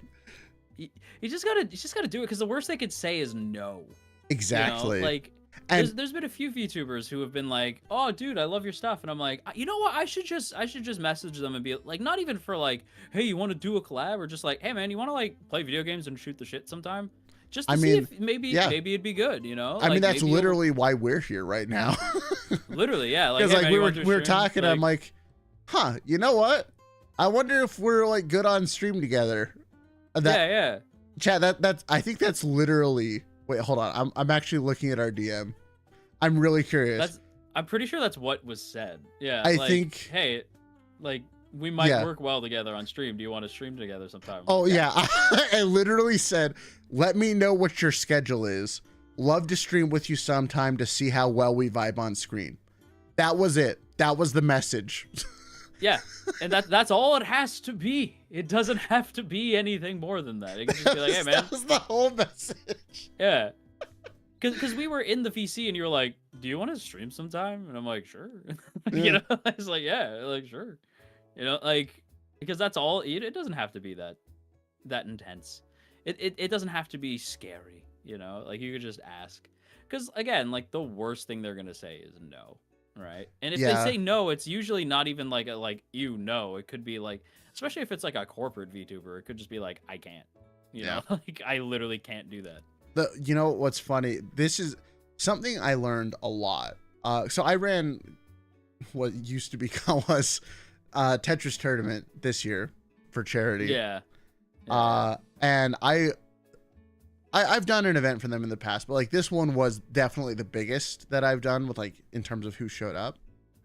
And like I put in a lot of work for it, and like I was so stressed about it. I feel like it went very, very well, but like one thing that really I took away from that, because like that was me working with people like Girl DM, Evil Toaster, some people from Idol, like all people that are a lot bigger than me. And one of the things that I really came to learn from that whole experience is people don't care in a good way. Of like, if things go bad, if things are a little scuffed, if things are not quite perfect, everyone else cares a lot less than you do. 100%. Yeah. And that will always be the one who cares more. But like, that was a good thing to me. Cause like, oh, they were just there to have fun. They like, it put things a lot more into perspective for me for this year of like, oh, I should just reach out to more people because they're not going to care in the way that I think they're going to care. Yeah. And like they'll probably like want to have fun and enjoy it, but like that's just they just won't care that much, and that's a good thing. Like that means you can try things and it's not going to be a negative experience. They're just gonna be like, it was okay, you know? Yeah, that's fine. Yeah, like exactly. Yeah, it's I think we have like a lot of YouTubers have a tendency to psych themselves out, right? And like be like, oh, I don't want to do this because like they're gonna hate it and blah blah blah. I promise you, they don't care. Like, I don't think I've ever been like upset at scuff from like somebody else's end because I've been on the other side. Yeah, you've been on the other side of that fence. Yeah, so I'm never gonna be like angry about it. Right? I'm Yeah. just like, oh, you know, scuff happens sometimes. It's fine. Like, yeah, it's one of those situations, I think. Like, where it's like, yeah, I mean, sometimes scuff just kind of happens. Like, it is what it is. But you just reach out to people because, like, again, the worst they're going to say is no. And sometimes it's like you reach out to someone, they're like, oh, I'm actually like a fan of yours too. Yeah, of course I want to hang out. And it's like, oh, okay. Yeah, and then you get the pleasant surprise of like, oh, awesome, hell yeah, like that's it's I don't know, like collabing is just fun. It's a fun time. Like, you should treat it like it's fun though. Like, don't be like, oh, if I collab with this person, I'll get really big and famous. You know, like 9 times out of 10 that does not happen. If that's your mentality going in, which admittedly, like when you're starting off, I know I had that mentality as well when I started. Yeah. Like, yeah. Oh, I think everybody does. Yeah, I think it's just a normal thing. It's like you view collabing as a method of growth rather than like, I think I would have fun with you on stream. Or like, I think we could make something cool. Exactly. You know? Like, yeah. But like growing out of that, growing into that mentality takes time. And yeah, you have to have been in the scene for a while at that point. And I also feel like you had to have done the wrong kind of collab to understand what the right kind of collab is supposed to be. Yes. Yeah, because like you can always feel like, oh, this is bad. Like this is going really poorly, right? Like, and like I've been in those collabs where you're like, oh, this is not good. Like this is not good, right? And those are so painfully awkward, right? Yeah. It's the worst. Yeah.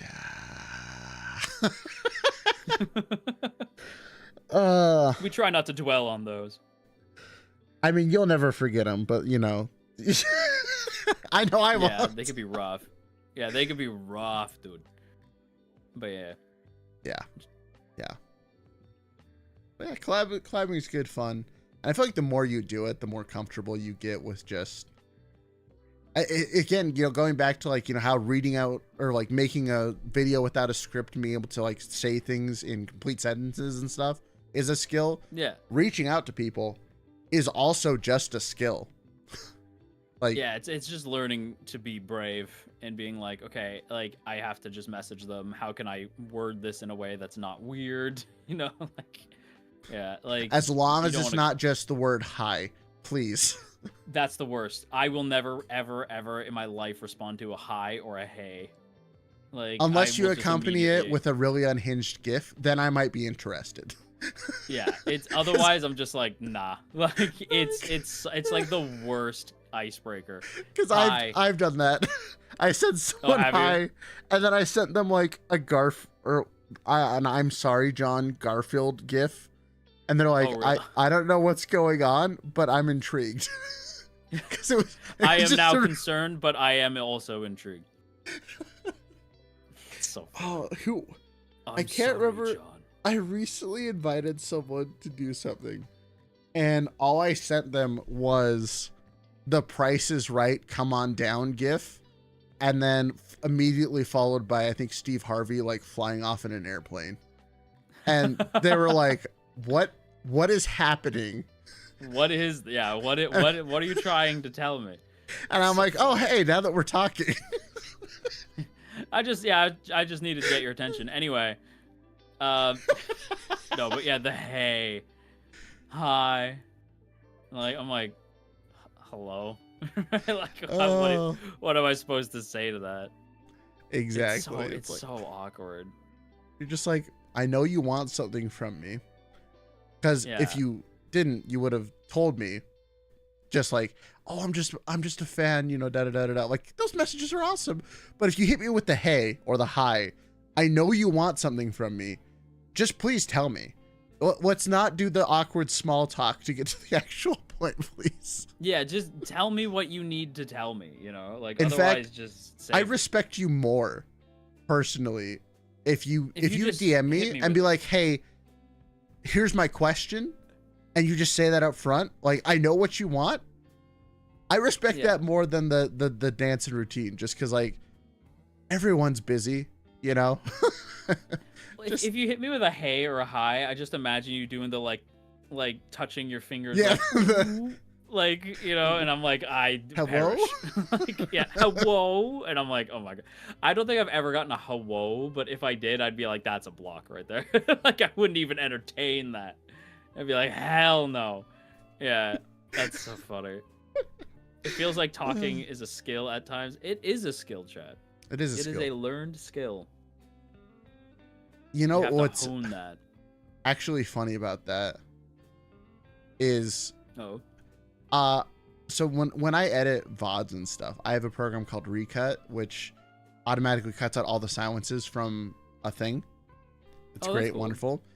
And I was curious because I know how much I talk in, like, speaking of talking being a skill, especially when it comes to streaming, I know how much I talk these days during a VOD or like during an entire stream. Like, there's something coming out of my mouth 75 to 80% of the time, which is crazy to me thinking about that. I go back and I for fun, because I have all my VODs I've ever done. I have run it on like one of my OG VODs and it's like 30%. Oh no. Like, oh God, what was I doing? I wasn't saying anything. What's wrong with me? But like, it is a skill. And more importantly, I feel like talking and building up your tolerance to be able to talk a lot, that's something that's not talked about a lot. You can actually like damage your throat, right? Like if you like try to talk too much too quickly. Like, I actually like destroyed my throat like very early into my AniTube career, because I was because I would make these like 40+ minute like rambles where I just like no breath, just straight talking for like 40+ minutes, like a day, like every day, and it like destroyed my vocal cords. Like, I could not speak for like a while, you really have to like train your voice. Your best friend is gonna be like warm honey, like warm water, like or tea, whatever you want, with like honey and a bit of lemon. Like that cured me up right good. Like I was totally fine. But like that is your best friend. In Lord of the Rings, like when they were filming Lord of the Rings, Andy Serkis, who plays Gollum, he would walk around with what he called the Gollum juice, which was literally just warm water, honey, and lemon. And he would drink that in between takes, like to save his voice, because he had to keep doing the voice like all day. You have to. Yeah. There's a reason why. So, ironically, streaming is what keeps me really hydrated, because you just have to constantly drink. Like, even the course of this stream, I have gone through 2.5 bottles of water. So funny. Because I'm just taking a sip while you're talking, just to keep the old throat, just fine. Moistened. Yeah. But like that's like average for me. Is I go through so much water. Because if I don't, your voice is just dead at the end. Oh yeah, you'll like burn out really bad. Like you'll have like the scratchy voice at the end. It's very rough. Maximum hydration. That's right. That's right. Oh gosh. But it's definitely a skill. It's definitely something you have to build up over time. But like, the more you do it, the more you want to do it. Exactly. Yeah, you get like this like itch where you're like, but I have to make content today. Like at some point today, I have to make content. I don't know what I'm gonna make, but I'm gonna do something. Right? I have to do something. Yeah, it's you got to do something, right? Yeah, I got to do something. I can't just sit around. I gotta make stuff. You know what? This actually leads into another tangent. Did you make any New Year's resolutions based off of content this year? Sort of. So I made a joke with my community that we're gonna try to hit 69K by the end of the year. I saw that. Yeah. So I was like 69K. Outside of that, not really. Like I usually do, but this year I'm like, nah. Like just make good content. Like my New Year's resolution is just keep being better at what I'm doing. My resolution this year is a little insane. What's your resolution? There will be something that comes out on the channel every single day this year. Really? That's heavy. That's a lot. Well, it felt heavy originally, but I've settled into a pretty... one thing about me as a person is once I get into a routine, I keep it because I'm just a routine person once. Yeah. But like, I've already made, this is actually depressing. I was looking at this yesterday. We're over halfway to making as much YouTube content as we did last year in the first 3 weeks of this year. That's wild. That's wild. Well, it's like, all it is like, you find something you're really good at, find something that people want to watch, and then do it consistently. And it sounds simple on paper. Like, how do I be a YouTuber? How do I do YouTube full time? Find something you like doing that other people like watching you do, and do it consistently. And the problem is, it's not that easy. Yeah. And one thing for me, the thing that was really holding me back a lot last year was struggling with the decision to finally cut lore out of the picture. At least doing lore about like videos about other people. I'm still using it in I'm doing like D&D streams and stuff with it now. But that's it's still lore, but it's different. But like, I was really struggling with that a lot last year. And like, the pressure to do what I think I should do instead of doing what I wanted to do was like killing me creatively last year. And then finally towards the end of last year, I'm like, you know what? No, we're not doing this anymore. Screw it. And we kind of got back into our swing. And now that I'm like just focusing on making funny shit. Like it's hard to be like, this works for me, but I don't like doing it, right? Like it's hard, right? Or rather, I can't. You enjoy something more. Yeah, there's this other thing I'd rather be doing. I think that's what really hurts people a lot. Is like, I still enjoyed doing the lore stuff. I'm not gonna say that I hate it. Like, that was always like a, you know, I'm sure like you probably still enjoyed doing some of your anime content as well. Oh yeah. It's just like at some point you realize I like doing this thing more or this other thing more. And for at least me, like that, knowing that I wanted to do this thing but needed to do this other thing, or thinking that I needed to do this other thing, that's what was killing me. Yeah. It's hard, right? Like for me, like even just like I haven't even technically been around for a year with like the new content yet. And I've already been like, well, I don't know if I want to do like not that I'm not enjoying my content. It's more of like the formatting of my content. Like, do I want to do like individual videos, or do I want to do like roundup videos instead, like every 2 to 3 days? Because it's funny, it was Penumbral actually had like kind of mentioned that, like he's like, I don't know how you guys do that, like talk like just like constantly every day VTuber stuff. Like he's like, okay, like he'll make like a VTubers in 60 seconds, he'll do like the podcast, and then after that he's like, all right, now I don't have to think about it for a while, right? And I was like, I want to do that.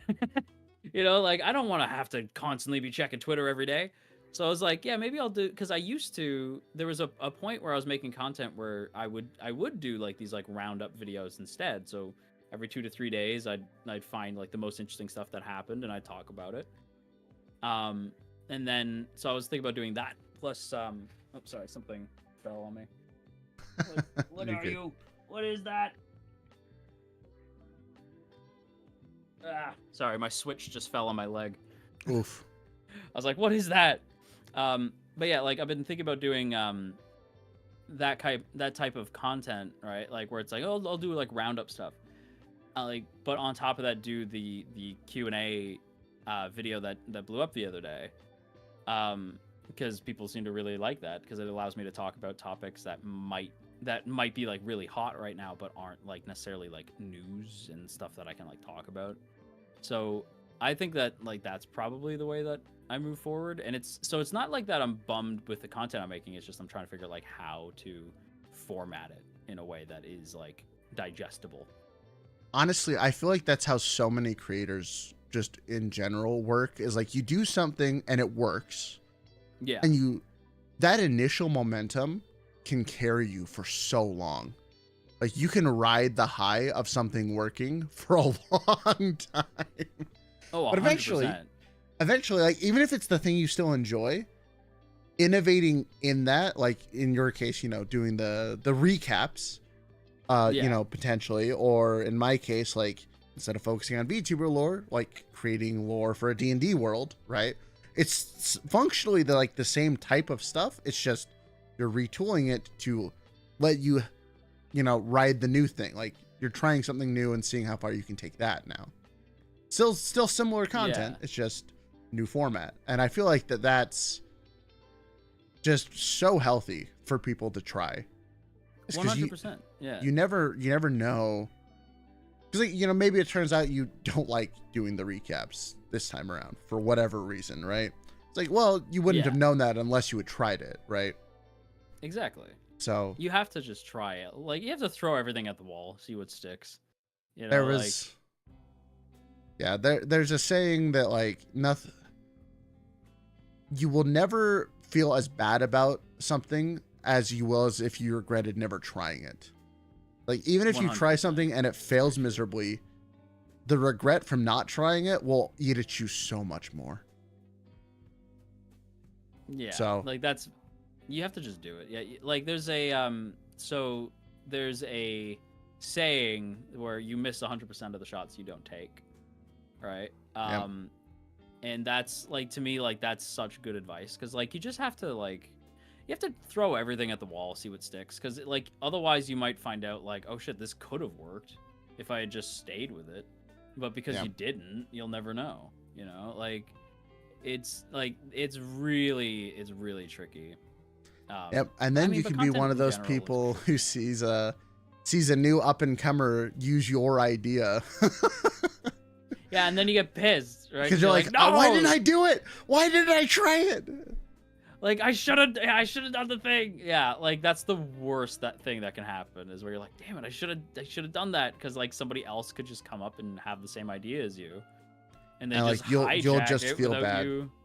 Yeah, without you having the chance to be like, oh, but I did it first. You know, Yeah. like, because yeah, like at least if you did it first and it didn't work out, and then somebody else shows up and they do it and it does work, you could be like, well, I tried doing that, but people just didn't vibe with me specifically doing that. You know? Exactly. Like I tried to something do else.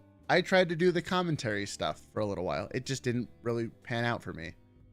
But Yeah. like I'm not upset at, like, you know, obviously it's worked out very well for you, you know. Yeah. But like there's It's going no okay. Yeah. there's no sense of like regret on my end, because like I did try it. I genuinely tried it. And it wasn't for me. Yeah, But, like it's good to I just wouldn't have throw known that. things at the wall. Yeah, well, Yeah. like even so, I was so nervous about streaming anything that wasn't the tea house, on my channel. Like I was so scared because I didn't want to like tank my channel in any way, right? And it's been fine. Like it's like the numbers can be like they're lower obviously than the tea house. The tea house usually gets like I think like 120 viewers, whereas like streams will get like maybe like 60 to 70, right? And then sometimes even like 30 depending on what I'm doing. But like I'm very happy with those numbers cuz like on Twitch I do like max 10, right? Like cuz it's just not the platform that I've built myself on. And I like when I check and see the numbers and I'm sitting at like 30 to 40, I'm so happy because I'm like, okay, that's way better. And YouTube is like, you're doing great. You know, I'm like, thank you, YouTube. You know, like, thank you. Like, because there's nothing worse than like uploading a video and seeing like 10 out of 10, right? You're like, oh, come on. It's the worst. You know When what's YouTube funny? tries to tell you like this video is doing fine. You're like, oh, See, I've come to, because I'm a very analytical person. I love diving into, like, it's actually gotten to the point where like I've considered trying to like really learn the ropes to become like a manager, like for yeah, people, because like I love looking at numbers and I love making data-based decisions. That's Yeah. just the type of person I am. But like I've also come to realize, like, you know, over my time doing this, that like your video being a 10 out of 10 literally means nothing on YouTube. it's so sad though, where you're like, come on, man. Like, Well, like the when funny it's like thing, ranked 10 out of 10. I'm like, oh, come on, I want this to be my best video. You know? the funny Like, thing though so is sad. is like, it's just, I've had way too many videos that have been 10 out of 10s and then a month later they blow up. Like That's just it. Yeah, like it's you happened never so know. many times. Like hell, even with Yeah. shorts, it's like, oh, I put out a perfect example is like, actually the video I did about Henya was terrible upon release. It was the worst one I'd done in a while. And then like Yeah.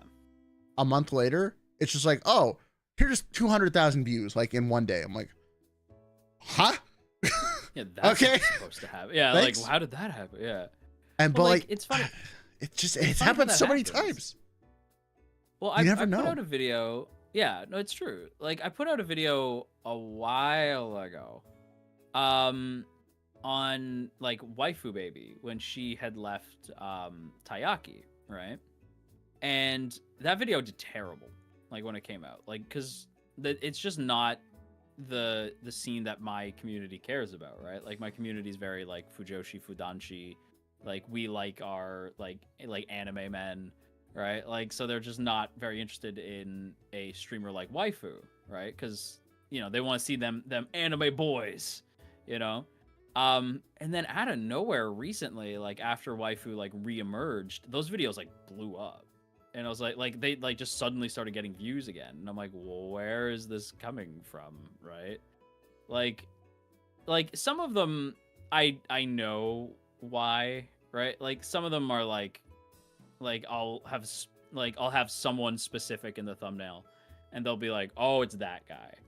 Right? And then they'll want to watch it cuz it's got somebody in there that they either like or don't like. but then like the ones that do really well are usually the ones where I like have to talk about something kind of serious. But it has like somebody they recognize. Your thumbnail game is super important, right? Like depending on who's on the thumbnail, people will not click. Or if the thumbnail looks kind of like amateurish, like nobody will click on it.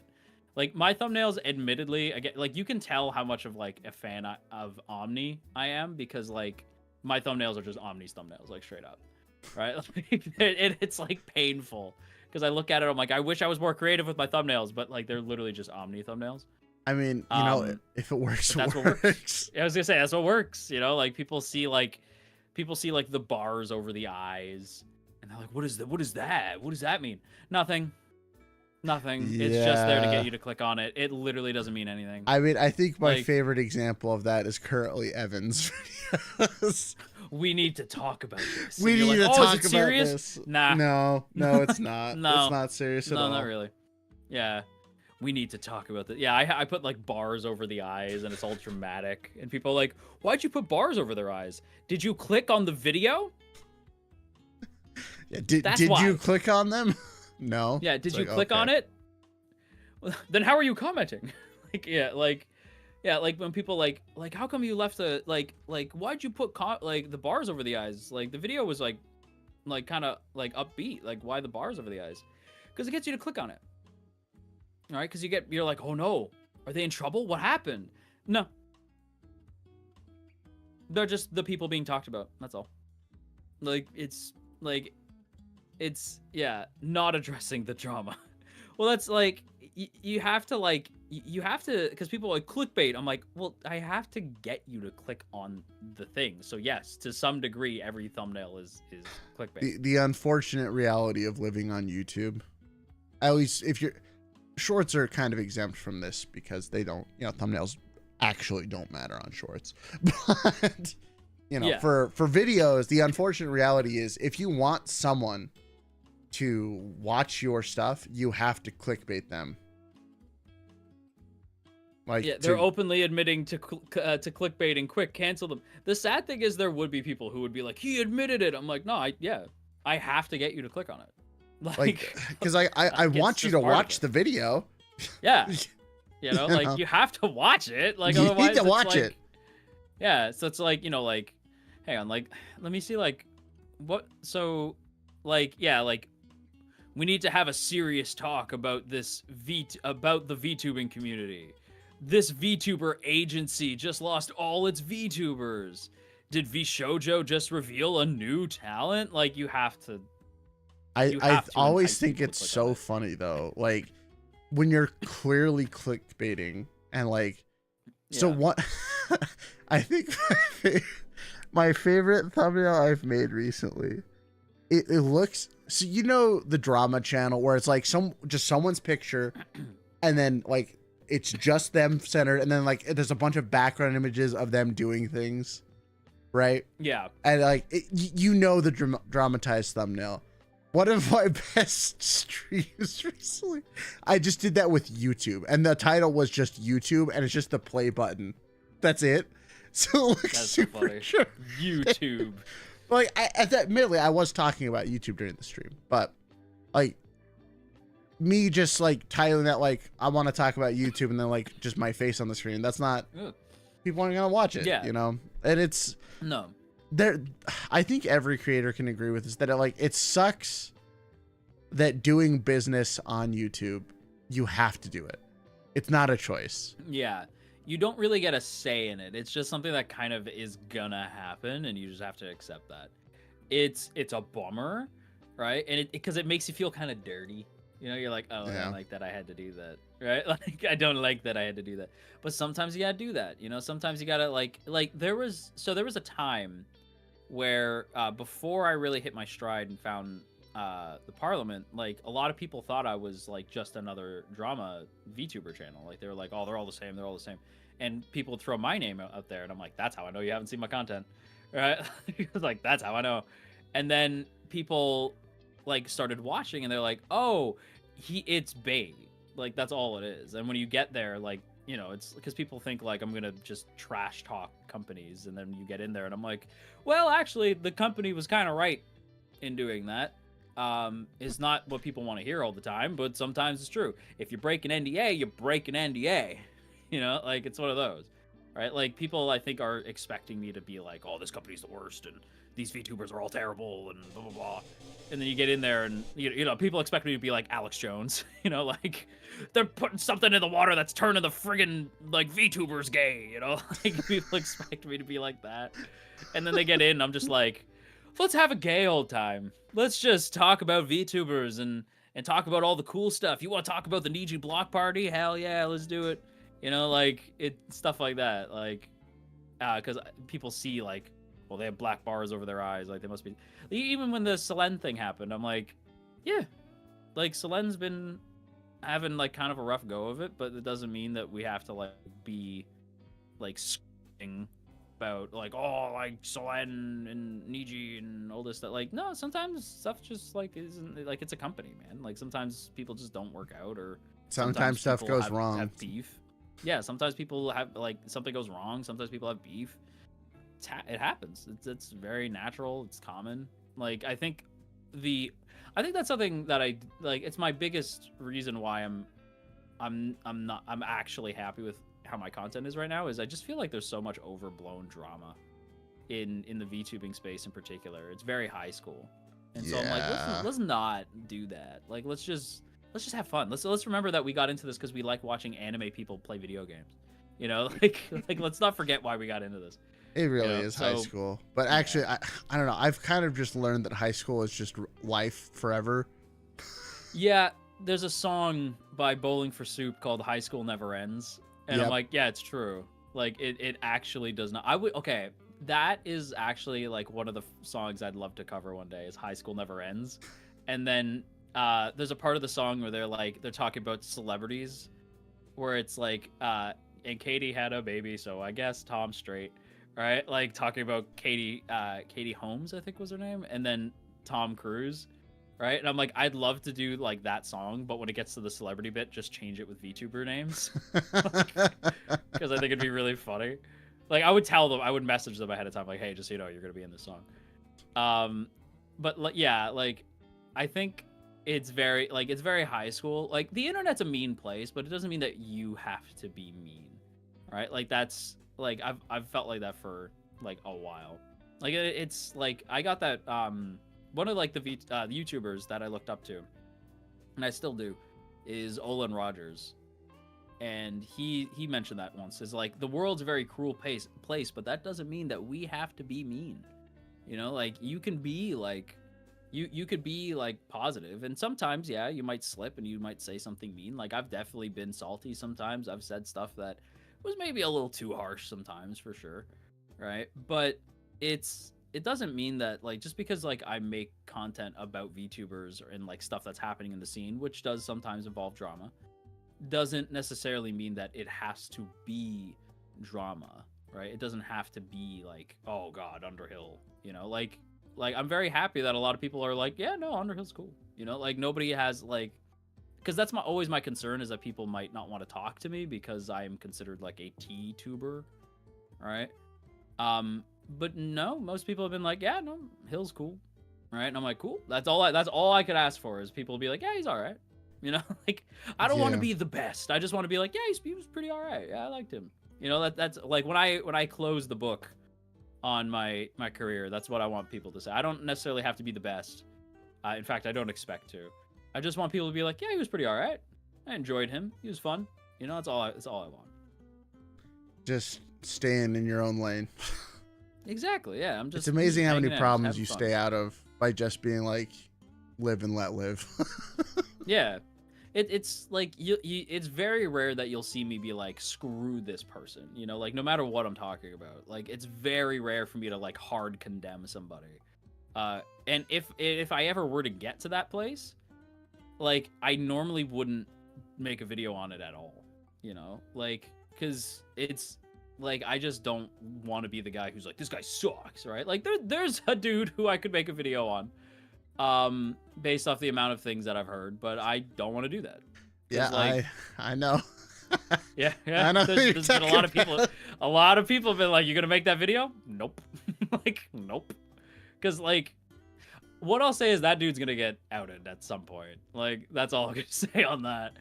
But not by me, because that's not my interest. I don't want to be that guy. You know, like, I'll leave that to somebody else who wants to be that guy. I don't want to be that guy. I'm having fun talking about VTubers doing cool stuff. I don't feel like talking about all the the times that this VTuber got kicked out of this agency and this VTuber did this bad thing. Like, I don't think that makes the scene look very good. Right? Like, that's my hot take, is I think that makes the scene look pretty bad. If that's like what you're doing all the time and you're just chasing the next, like, oh, so and so got kicked out of this agency, so and so did this thing, I think that makes the scene look bad. And I don't want to make the scene look bad.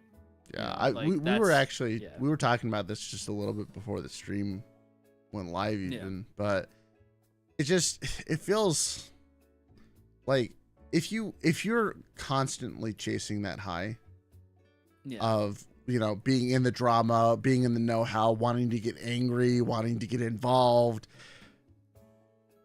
just try not doing that. You know, like, try stepping that's a young away. Man's game. Try stepping away for a little bit and see how you feel. Just like, you don't have to do that. Like, if the only way you can get views is by like chasing something and being angry and mean all the time, that's a miserable life.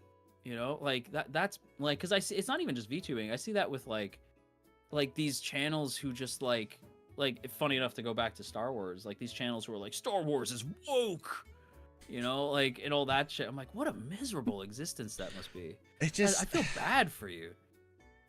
You know? I do too. I never click on those on those videos, right? Like, because I'll see them in my recommended. I'm like, ew, right? Because, like, you know, I'll watch like Star Wars videos where it's like, hey, like, here's like the lore on this character, like this other Jedi from the Council that you might not know a lot about, right? Because I love videos like that, right? Like, there's a TikTok person who is also on YouTube, but I know them through TikTok, who makes the lore videos on Fortnite. And I was like, there's lore to Fortnite? Yep, yes, there is. I had no idea. And I was like, wow, this is like a rabbit hole, you know? Like, I love videos like that. But because I click on those, I get, like, these videos of, like, oh, like, this series is woke now. And I'm like, God, you're a miserable person. And they always have, like, a couple hundred views, too. And I'm like, was it worth it? Like, to them, it probably. doesn't seem worth it. To them, probably, which is sad. You the know? rest like, of us, no. It's just sad. Just sad. It's just because, like, I used to be a drama fiend. I really did. Like, I used to. There was a saying that I had back when I was a wee little lad. Oh, wee lad. If I'm arguing with you, I don't have to be right. I just have to get you to give up. And that's how the internet is a lot of the time. Yeah. Is like, because they will fight you endlessly, and the best, like, the only winning move is to just not play a lot of the time. Just, you know, take the step back, let yourself, you know, do whatever. Because, like, one thing I also hear all the time, especially about Twitter, is like, oh, my feed is just filled with drama. It's like, well, that's because you're looking for it. Like, you're my Twitter feed is awesome. It's like, my friends are doing cool stuff, or like, oh, this project that I've been spending so much time on is done. It's like, oh, yay. Yeah, like my feed is typically like, well, it's funny because like the Parliament, like my community, like they tweet stuff out and they think I'm not gonna see it.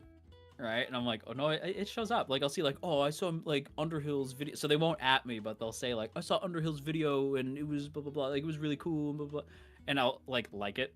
And they'll be like, oh, I'm like, yeah, that's right, I saw that. You know what I mean? Like, don't think you can hide from me. You can't hide from me. Yeah, don't think I'm not petty enough to ego search myself. like I see that shit. Whoever says they don't ego search themselves is lying. They are lying. People do it all the time. You know, like, don't think I won't do it. But like, because of that, like, I'll see it pop up on my For You on Twitter and stuff, right? Like, and I'll see like my feed is usually just like the Parliament talking about some VTuber that they like, VTubers doing cool stuff. Like, I'll occasionally see drama because because I I end up having to talk about it if it's big enough. But usually like if it's just something small that I don't care about, I just hit like don't recommend me this.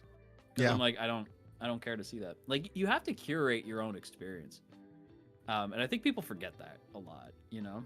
Like just if you don't want to see that, just don't see that, right? Like it blows my mind the way people like will like zero in on a thing that they like dislike, right? Where it's like I hate this thing. So this like hating this thing is now my personality and it's my content and I'm going to just hate on this thing every chance that I get. I'm like that is just sad.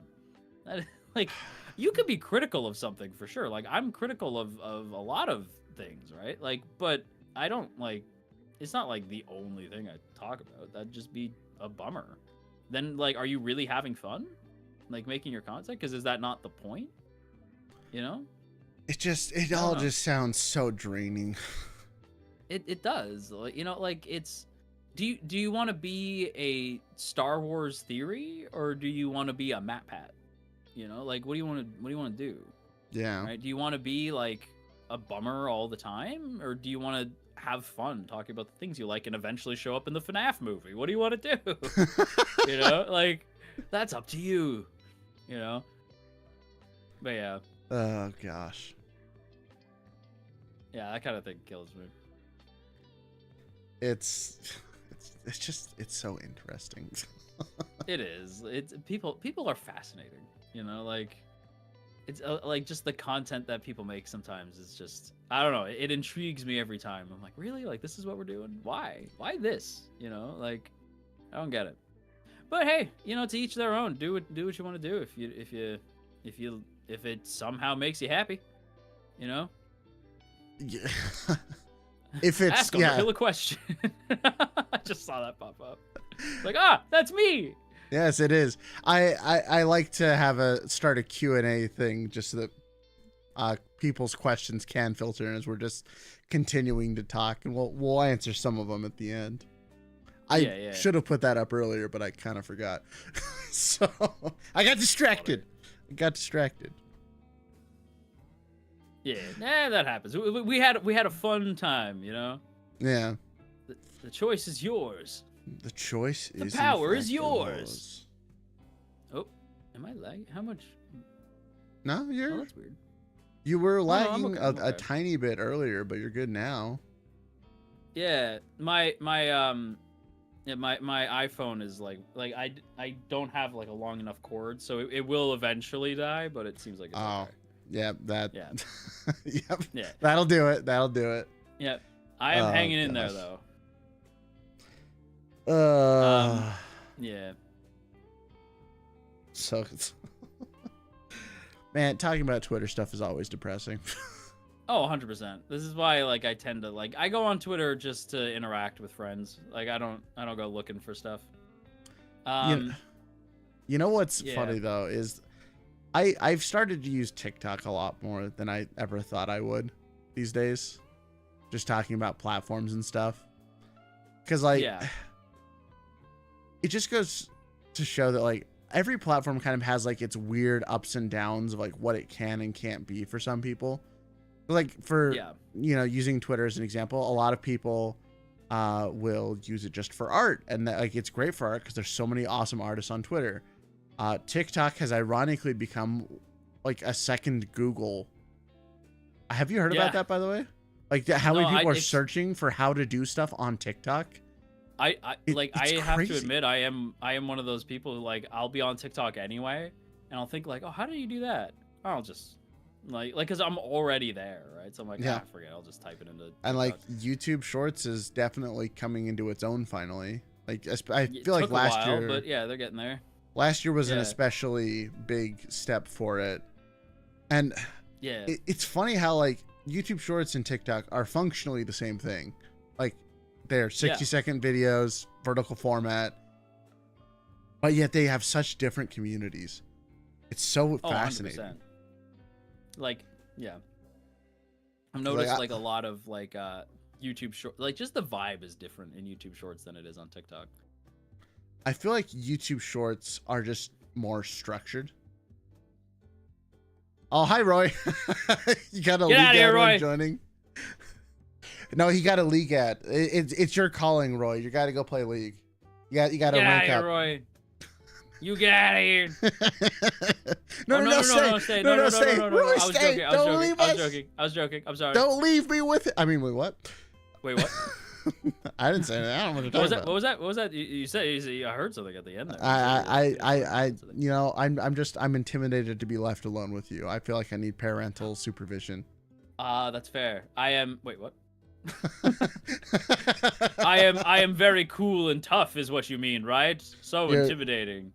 You're so into. Oh gosh, dang it. Okay, so you know how so earlier. big and strong. You know how earlier we were mentioning when certain people show up in stream. Yeah. Just gonna highlight a certain question here. Okay. What are you gonna do about it?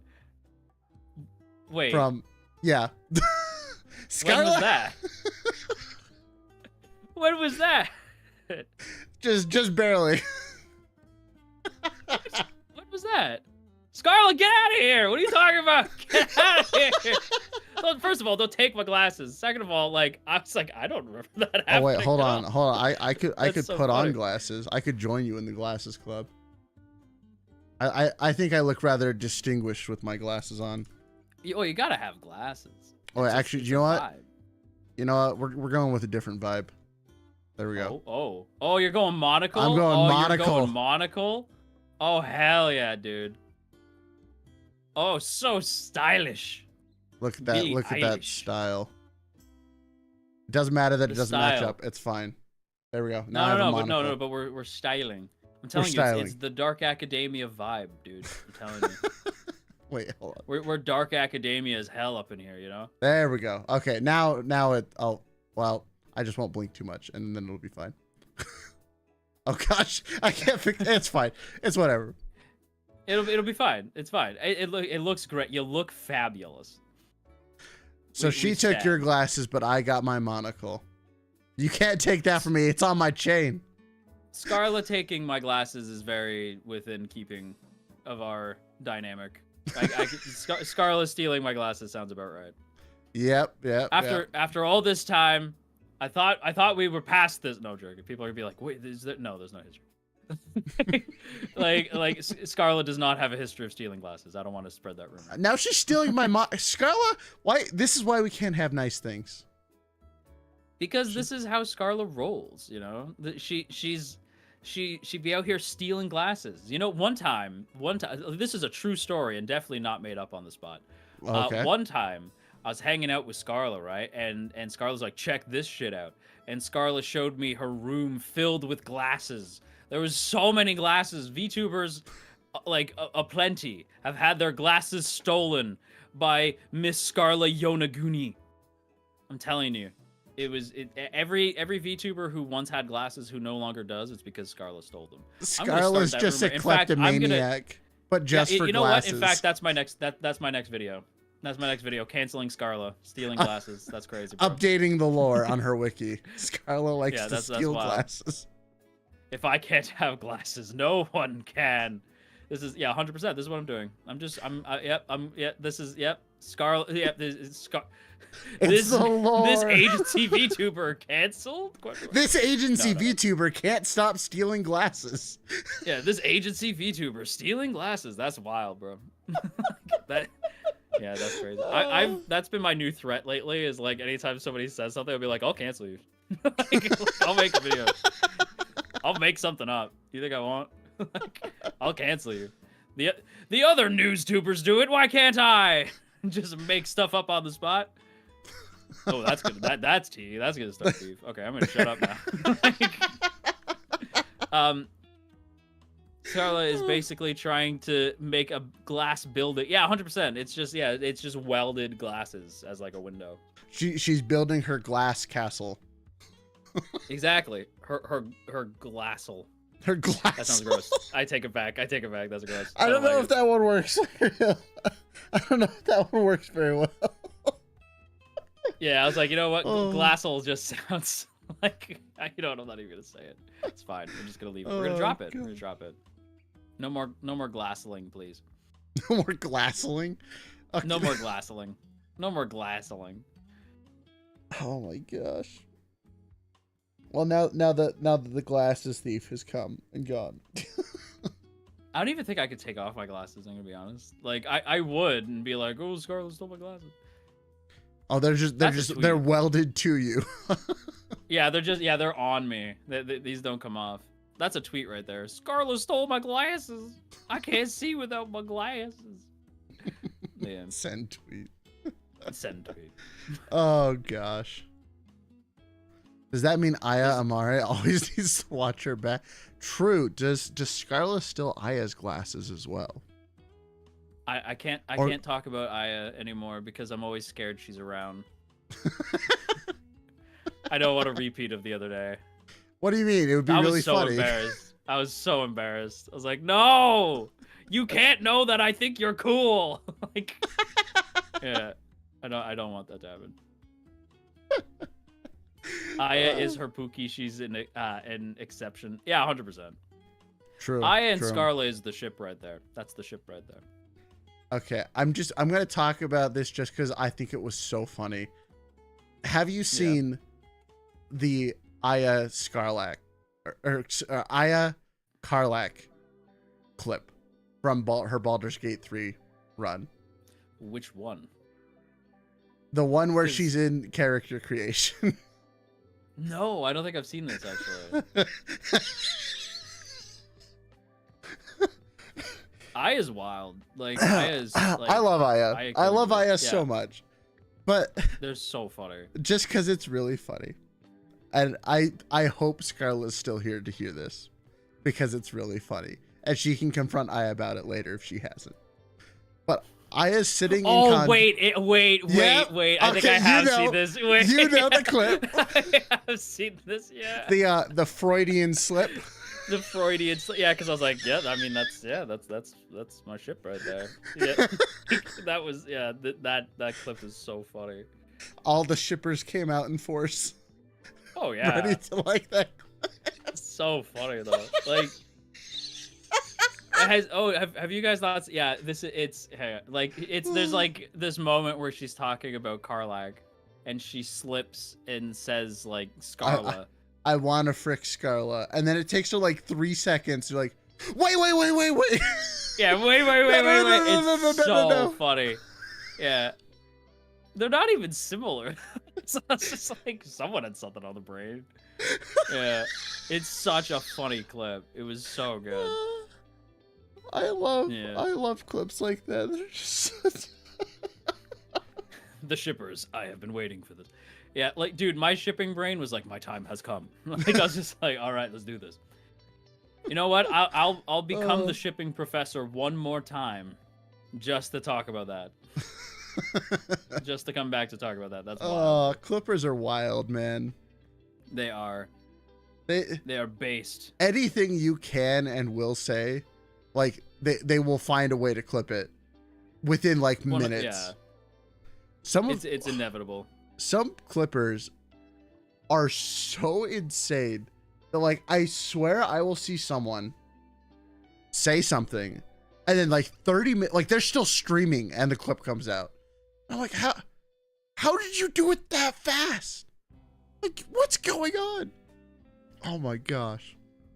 No, it's true. Yeah, they're like, they're the fastest clipper in the West, you know, like they're so fast. They're so fast. So fast. Oh my gosh. Man. Oh. All right, let's move on to a question from Morcade. Is there anything in your future you want or plan on doing? Your mom. No. Got him. No, got him. No. I would love to do more collabs. That's my big thing to do this year. I want to. I would like to collab with like people like Gold Bullet or Fulgur, just because I've been like a fan for a while and I think they're really cool and I feel like we could do something interesting. And so I really like, I want to get to a place where I'm able to do that, because I think that that'd be really cool. And yeah, I definitely okay. Actually, there is one thing that I want to do. I doubt it will ever happen, mostly because it'd be like a legal nightmare. For anyone who doesn't know, we mentioned it earlier. I used to be JoJo Talks Too Much, right? If you go to Fulgur's debut, you'll see me, right? Like in the credits, because I play the bad guy. In the lore video. Like, I wanted like show like do a collab with Fulgur and be like, "Hello, Fu-chan." Like just like bring the voice back and have him be like, "Ah," and be like, "No, it's just me, Underhill, everybody's friend."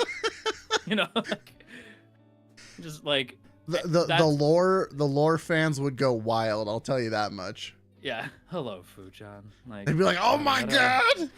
Yeah, Fu-chan. Like no, it's just me. It's just the owl. It's just me. It was me, Barry. It was me, Barry. Yeah. It was me. It was me, Fulgur. Like, oh my gosh, that's so funny. That would be really funny to see, for sure. I think it would be fun. Yeah, just to have him be like, "Wait, what? It was me, Hill." I'm trying to think of something embarrassing. It was me, Hill. I told Aya you were streaming, so she'd be there to catch you calling her your Kamiyoshi. Like, so embarrassing. Oh gosh. That is a good goal though. Mine, I'm trying to be social this year. That's so far it's same goal, similar goal. So far it's working out. So far it's working out pretty well. Yeah, I would say so. Yeah, I definitely want to be more social. I want to be in more collabs. I want to just, be more involved in the community than I am. Like, because I feel like I'm too on the outside of it. I want to be in it, Like, that's my goal for this year. I want to be part of it. I don't want to just talk about it from the outside and be like, oh, like, they seem cool. Like, no, I want to be like, no, they are cool. Like, these are cool people. I have first-hand experience with how cool they are. Yeah, I actually know how cool they are.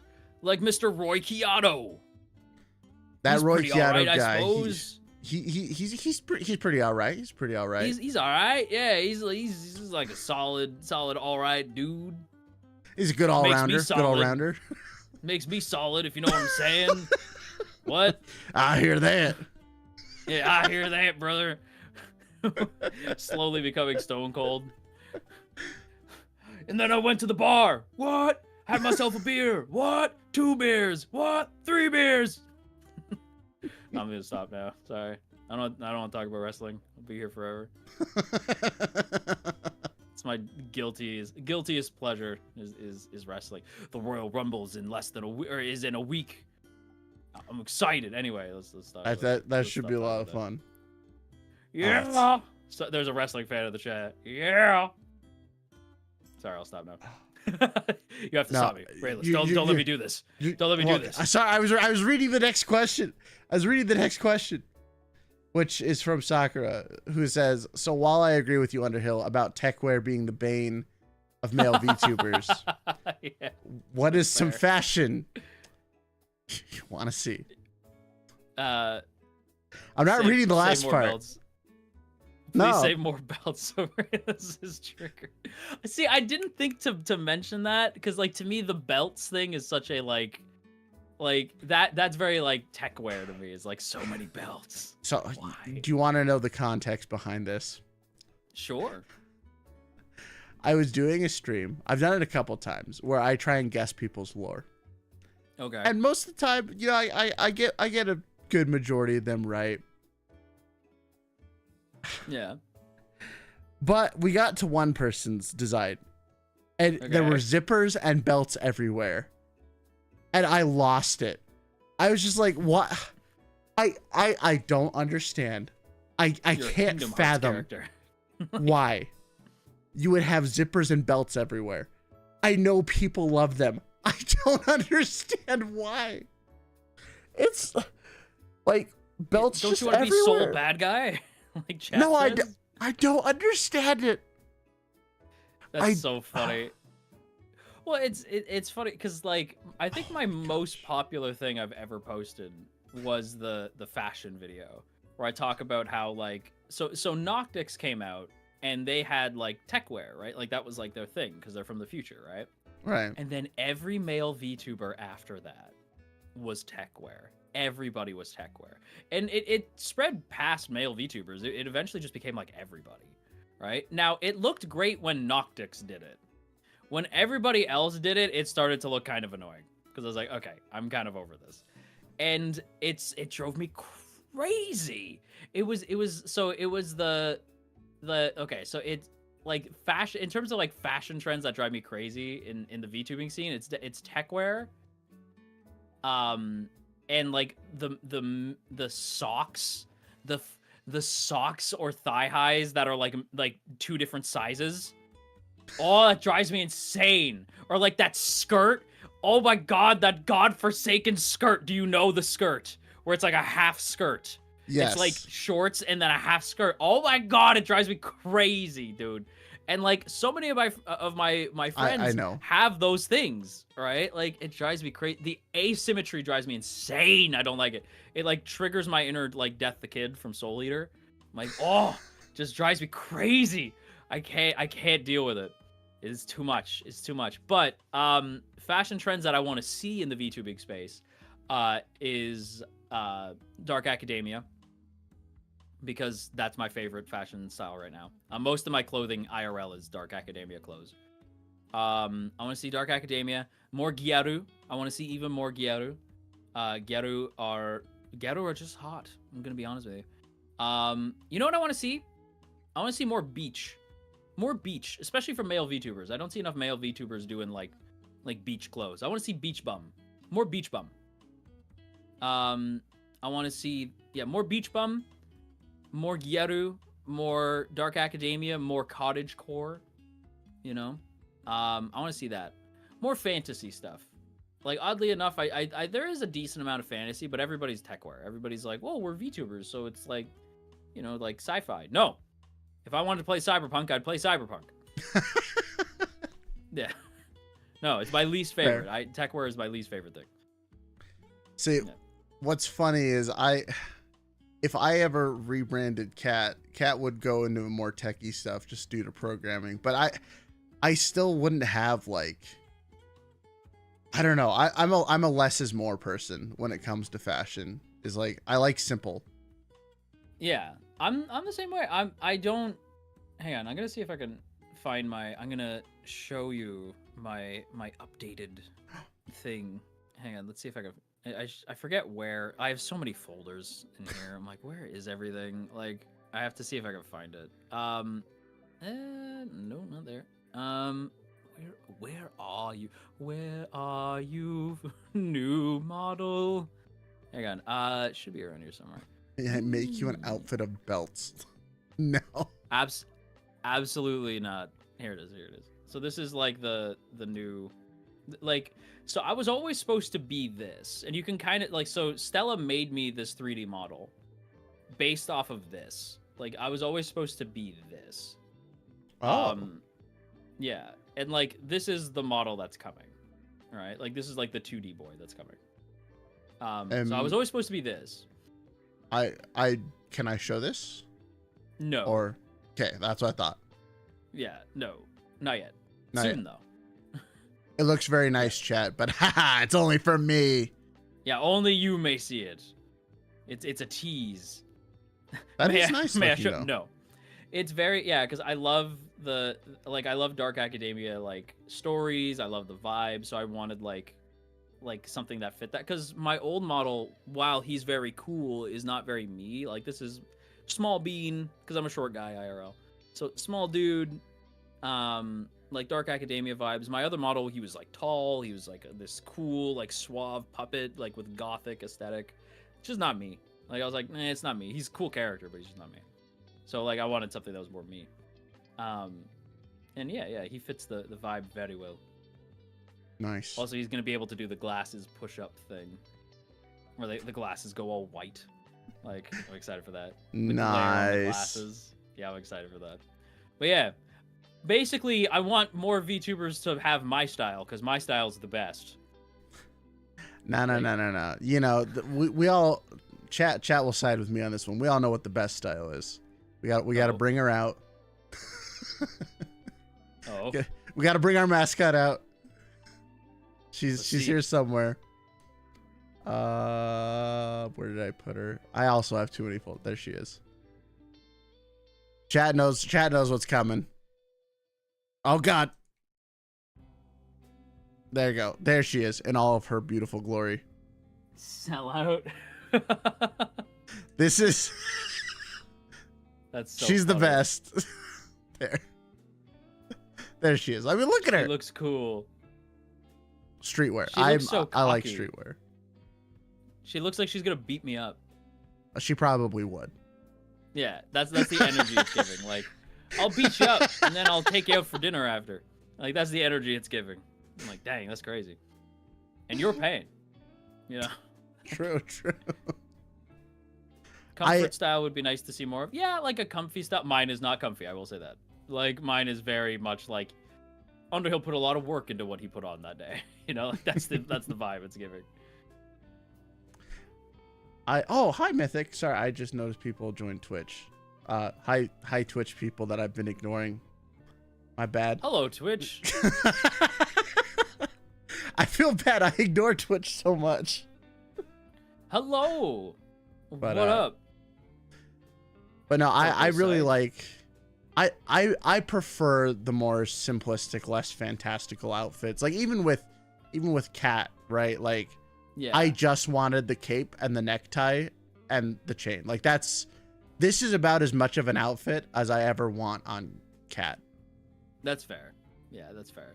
You don't want to go overboard with it. I can always freak out Chat by taking it off. Ah, naked Cat. Wow, you look so naked, but you're just a cat. Yeah, like, but it's so naked. It's weird how like weird it looks, because like I feel like I have a really fat face, and the cape and stuff really like fills it out. Yeah. That's so funny that it's like, well, there's something off about it. Yeah, you're like, oh, naked. Yeah, Chat's like, indecent. It's like, it just looks like, oh, wrong. that's strange. Yeah, something about it's like off.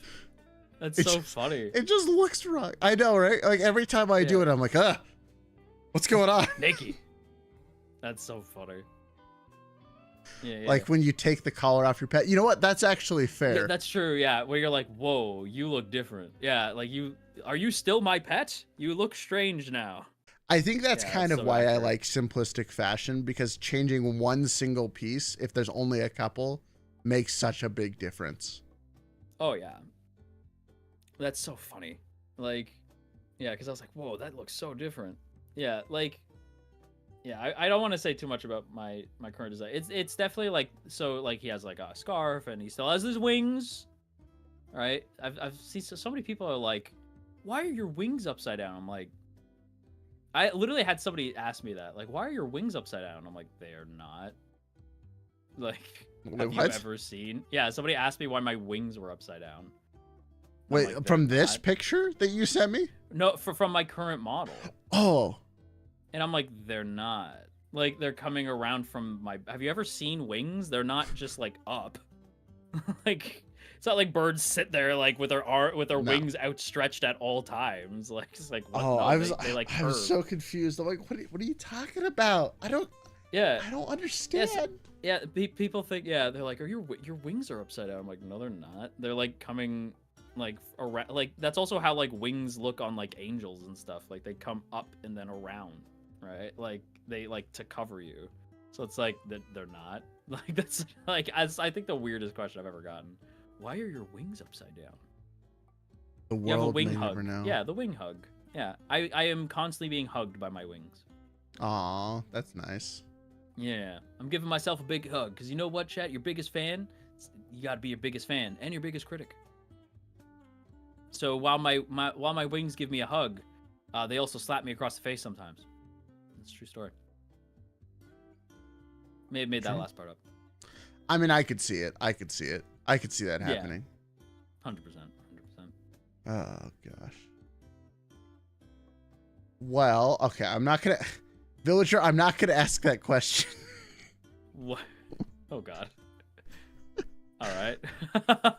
Fair enough. Unless you're open to answering a really weird question. Sure. All right. Why not?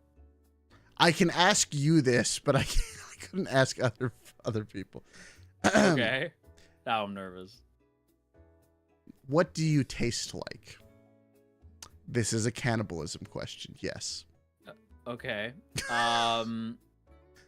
Probably like burrowing owl, whatever that tastes like. I guess because I'm a bird, I probably taste like chicken or turkey. Oh, you know what? That's actually probably true. Yeah, something like that. He has asked every guest I've ever brought in this question. That's so funny. I do not ask most people that question. What do you taste like? I am a bird, so I would probably taste like chicken or turkey or something. I mean, birds See, gotta now I'm be hungry like. for now I'm hungry for chicken. I am want, like, too chicken now. nuggets or I something. don't have chicken though. I have beef in the Have fridge. I not eaten today? I don't think I've eaten today. I pretty much woke up, rolled out of bed, made coffee, and ran to my computer. That's been my whole day. That's Yeah, basically been my day too. yeah, just immediate like, oh, okay, I'll have to eat after stream. It's fine.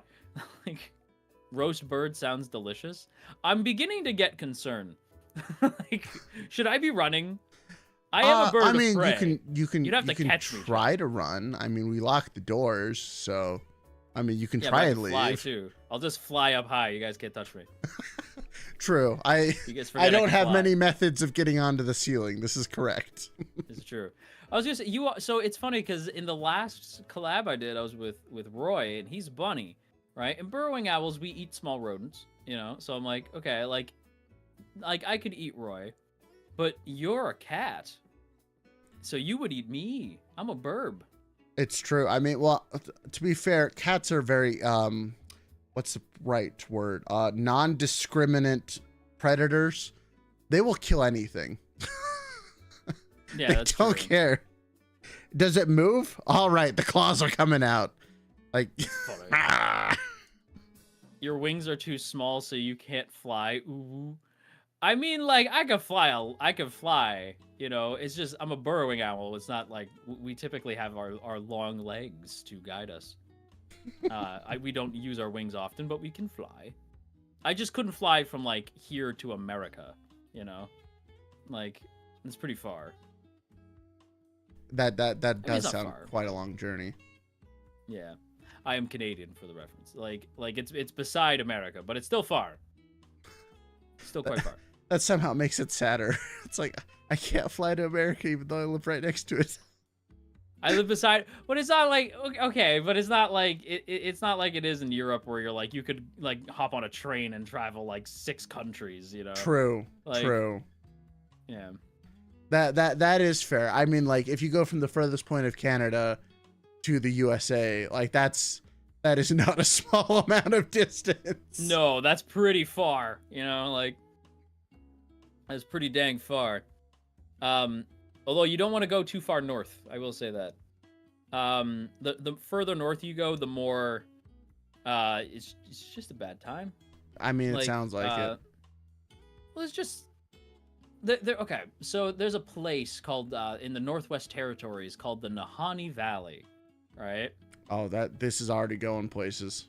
Yeah, it's also referred to as the Headless Valley. Don't go there.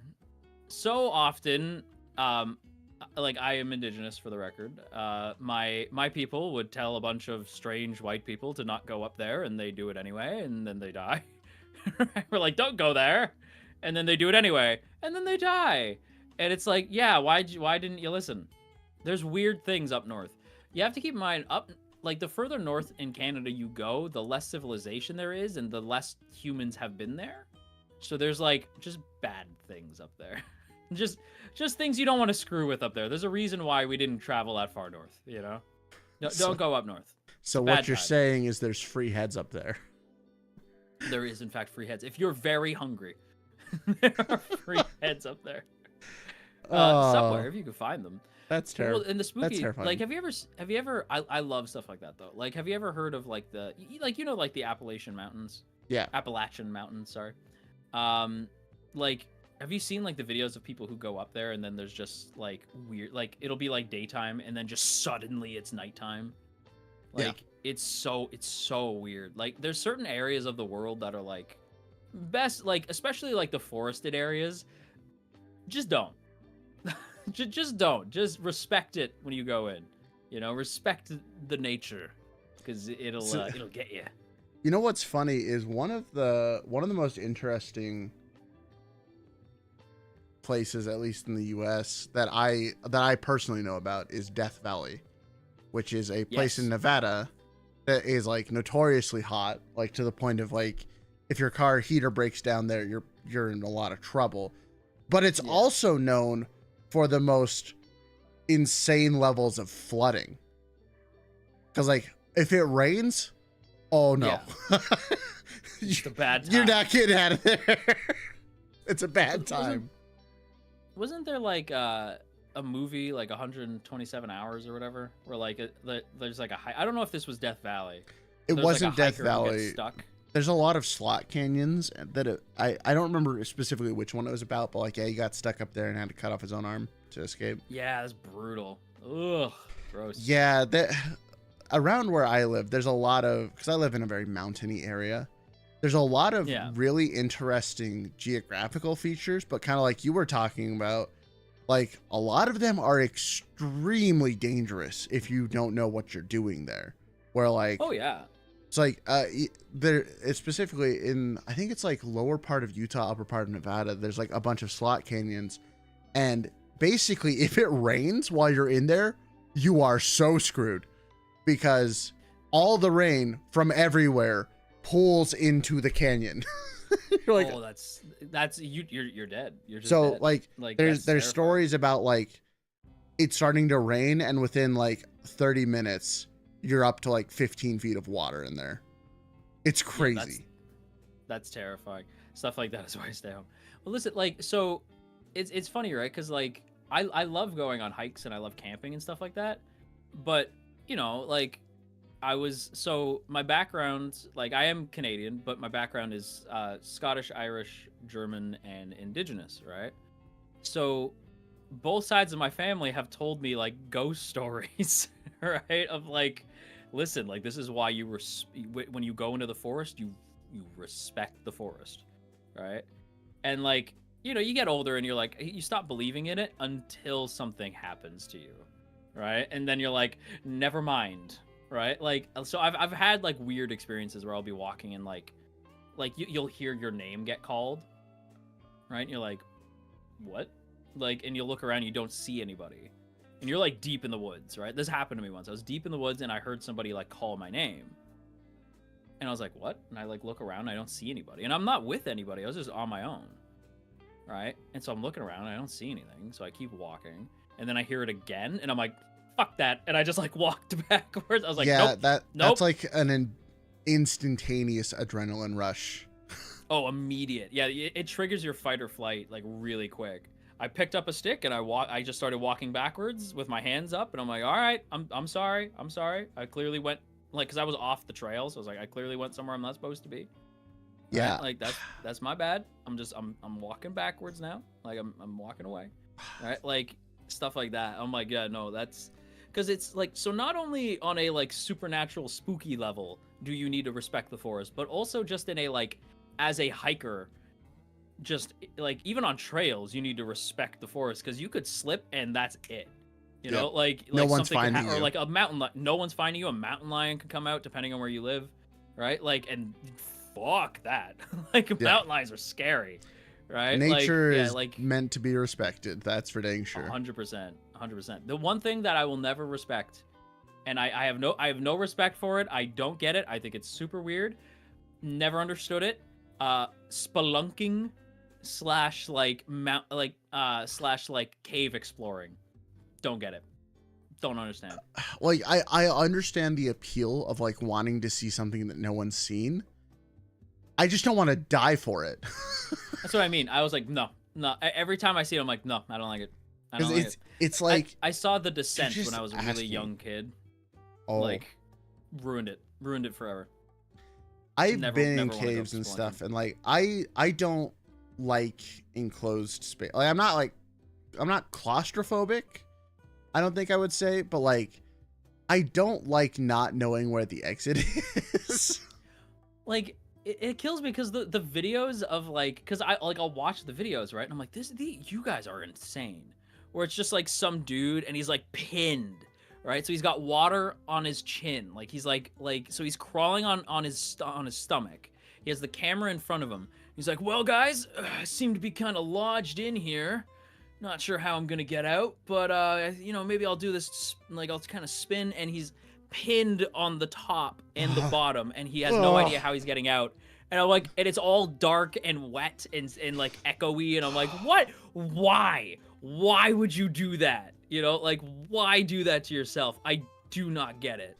That like, there's nothing quite like as terrifying to me as not being able to like move. Well, and okay, now picture this, right? You can't move, you're in the dark, and then you feel something grab your foot. No, I'm good. Yeah, like, no. I'm good. To hell with that. No, ooh, no. Also, I saw somebody say, like, Underhill almost became a missing 411 victim.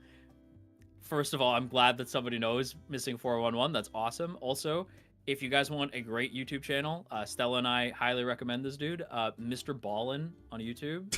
He tells some awesome ghost stories. I love that dude. That's an awesome name. Mr. Ballin. Ballin. Yeah, he tells really good ghost stories and true crime stories. He's awesome. Mr. Ballin. Yeah. Mr. Ballin is the best. Yes, chat. Oh, but no. Oof. Hey, what's up, Rosie? Mr. Ballin actually told a story that was terrifying about this like family who was cave exploring, and the brother like thinks he knows where he's going, so he like dives in to this little hole and he gets wedged. And his brother tries to like pull him out, but he can't. And the way he's wedged, he's like upside down. And it like he can't get out. And I'm like, oh my god, that's so scary. No, I could never. I could never. I'm good. Miss me with that crap. No. I'll go back to like watching fluffy cat videos and just being, you know, baby kittens meow for the first time, cute cuddly edition. Baby kittens. Soldier comes home and sees daughter, you know, like that. Soldier comes home is greeted by dog. Is greeted by dog. Yeah, like those videos, you know, like yeah, like like father's been away for a while, kid reunites with dad, you know, like, or like kid reunites with mom, you know, like that's the kind of videos that we need. Like dog reunited with owner, you know, like yeah, nah. Dodo. Just watch the dodo instead. Like I can't watch the Spelunky type stuff. That just freaks me out. It's like oh, it's so unnerving. Yeah, no, it's so spooky. It's just like no, he doesn't do just spelunking, to be fair, but like yeah, it's spelunking videos in general. I can't do it. It's too spooky. Yeah, it's a big yikes. I'll stick to my cuddly cats. Spelunking versus buildering, what is buildering? What the hell is buildering? I don't know. Do I want to know? Do you mean like exploring abandoned places? What the? Because that can go wrong. The act of climbing on the outside of a building or other artificial structures. Oh, bouldering. No. Oh no, I hate those videos. Oh my god, when those dudes like hang off the sides of like huge buildings. No, I hate it. At least those, hate it. I would have the mental comfort is a weird word to use here, but I'm doing it, of knowing that if I let go, it's gonna be a very quick end. I'm not gonna be stuck. Because like as you're falling, you're like, well, this is it. Like I'm about to die. There actually have been deaths of people like oh, of course they have. Do this, and I'm like, yeah, like, and people still do it, and I'm like, wow. Because I've seen people be like, oh, but like parkour though. No. Parkour is not hanging off of buildings, you know. I mean, there are the extreme parkour people who do that, which I also think is insane. But like, most parkour is like, if you fell off the building, you'd probably be okay. You'd like break a leg or something, but you wouldn't be dead. You know, like most parkour is like parkour people are aware like they could very easily slip. You know, like yeah. And it's actually the most like the professional parkour people, because there actually are a few channels that I watched, not so much anymore, but in the past, like I watched a bunch of like parkour professors that were, it was less about like doing the crazy insane stunts and more about like, this is why this works, and this is a lot less dangerous than it looks. And it's like it's really interesting to learn about it. Like, so that's the kind of stuff I like. But the people who are like running and jumping over buildings, I'm just like, man, it just takes one slip and you are so screwed. No, it's terrifying, right? Like it's horrifying. Like I will say, like I've seen like the videos on TikTok and like in like YouTube Shorts and stuff where it's like they like stage like a zombie apocalypse and the guy has to like parkour his way out. Those are cool. Fun. I like those. Yeah, those are fun. Because again, it's not that high, right? You're like, okay, like they're okay. Well, and they recorded it, so I'm sure they'll be fine, right? But like, it's still like when people do those like like hanging off of like bridges and stuff. I'm like, why would you? It's just that? Like I know like 99 times out of 100 they're gonna be fine, but like it all. I just can't imagine building a brand around it. One mistake being the death of me. Yeah, like I can't. I like what a scary like career that must be. It's terrifying. Like, well, it's funny. So like speaking of things that I'm just like no, right? So Rosemi recently did like revealed their new outfit, right? Right. And then they did this like little vlog after where Rosemi was like, "Hey, check it out! I'm going bungee jumping." Right? And I was like, "Absolutely not! Would never do that in a million years. Absolutely not. Absolutely not. I don't trust that. What a weird hobby. Like bungee jumping. You know, I have to ask you a question. Don't get it. I have to ask a question. All right. What about skydiving? Am I with the instructor? Yes. Then fine. Yeah, like if I'm skydiving, that's fine because like there's somebody who also doesn't want to die and is very good at skydiving. You know, like because I will fully admit, skydiving is the one thing that I know is completely illogical. But man, I want to try it once. Just to say that I would only do it if I was with the instructor. Like you know how like the instructor's like, well, you actually to your back. These days you have to be. You're not allowed to skydive alone unless you've done like it's like 10 dives solo or something like that. Yeah, that's the only way that I would do it is if I was with an instructor who also did not want to die, because like that's a bold assumption that they want to live. That's true. Well, like because if you pull one cord, it doesn't pull. You pull the emergency cord, and that should pull it. But if that doesn't pull it, then the instructor also has a way to. He also has two chutes. Yeah, there are 4 fail safes to get through, and if you die at that point, it was meant to happen. Yeah, you were supposed to die there. You were supposed to die there. Yeah, you were just like, I'm sorry, you know. Like maybe the instructor's a baller and like spins you around so he dies instead of you, you know. But like, probably not. Like, he probably wants to live. Oh gosh! Fun fact: you actually can survive that, which is crazy, by the way. Yes, if you land on your if you point your feet at the ground just before you land and you tuck and roll, you can survive it, but your legs are destroyed, like never walking again. Doesn't it like shatter all the bone? Like that's how you survive, is all your bones basically get shattered, but your core stays intact. Yeah, all the bones in your feet and like your thighs are like just gone. Like I think your feet and your shin bones are just they're just eradicated. But the rest of you makes it, right? Which is like no. And even then, it might not work. You might still die anyway, because you could die from shock, right? Yeah. Like, which is like, whereas like with a bungee jump, you're trusting what, a rope? Like, no, never, ever in a billion years am I doing that. Hell no. And I've seen too many stories where people think they're attached and they jump anyway. Like they don't know that they're not attached, and then they jump, and then everyone just watches you die, right? And you don't even know that you're about to die. Stories of someone misjudged just how far the rope would stretch. That's what I mean. Yeah, no, because you think you're gonna be fine and then you die. Like I hate it. No, absolutely not. Never in a billion years. Bungee jumping is the one thing I will not do. Won't do that. Won't do bungee jumping. I wouldn't do bungee jumping. Won't go spelunking. I would do skydiving once. I would skydive once if I was with the instructor, which I suppose you have to be. So like that's fine.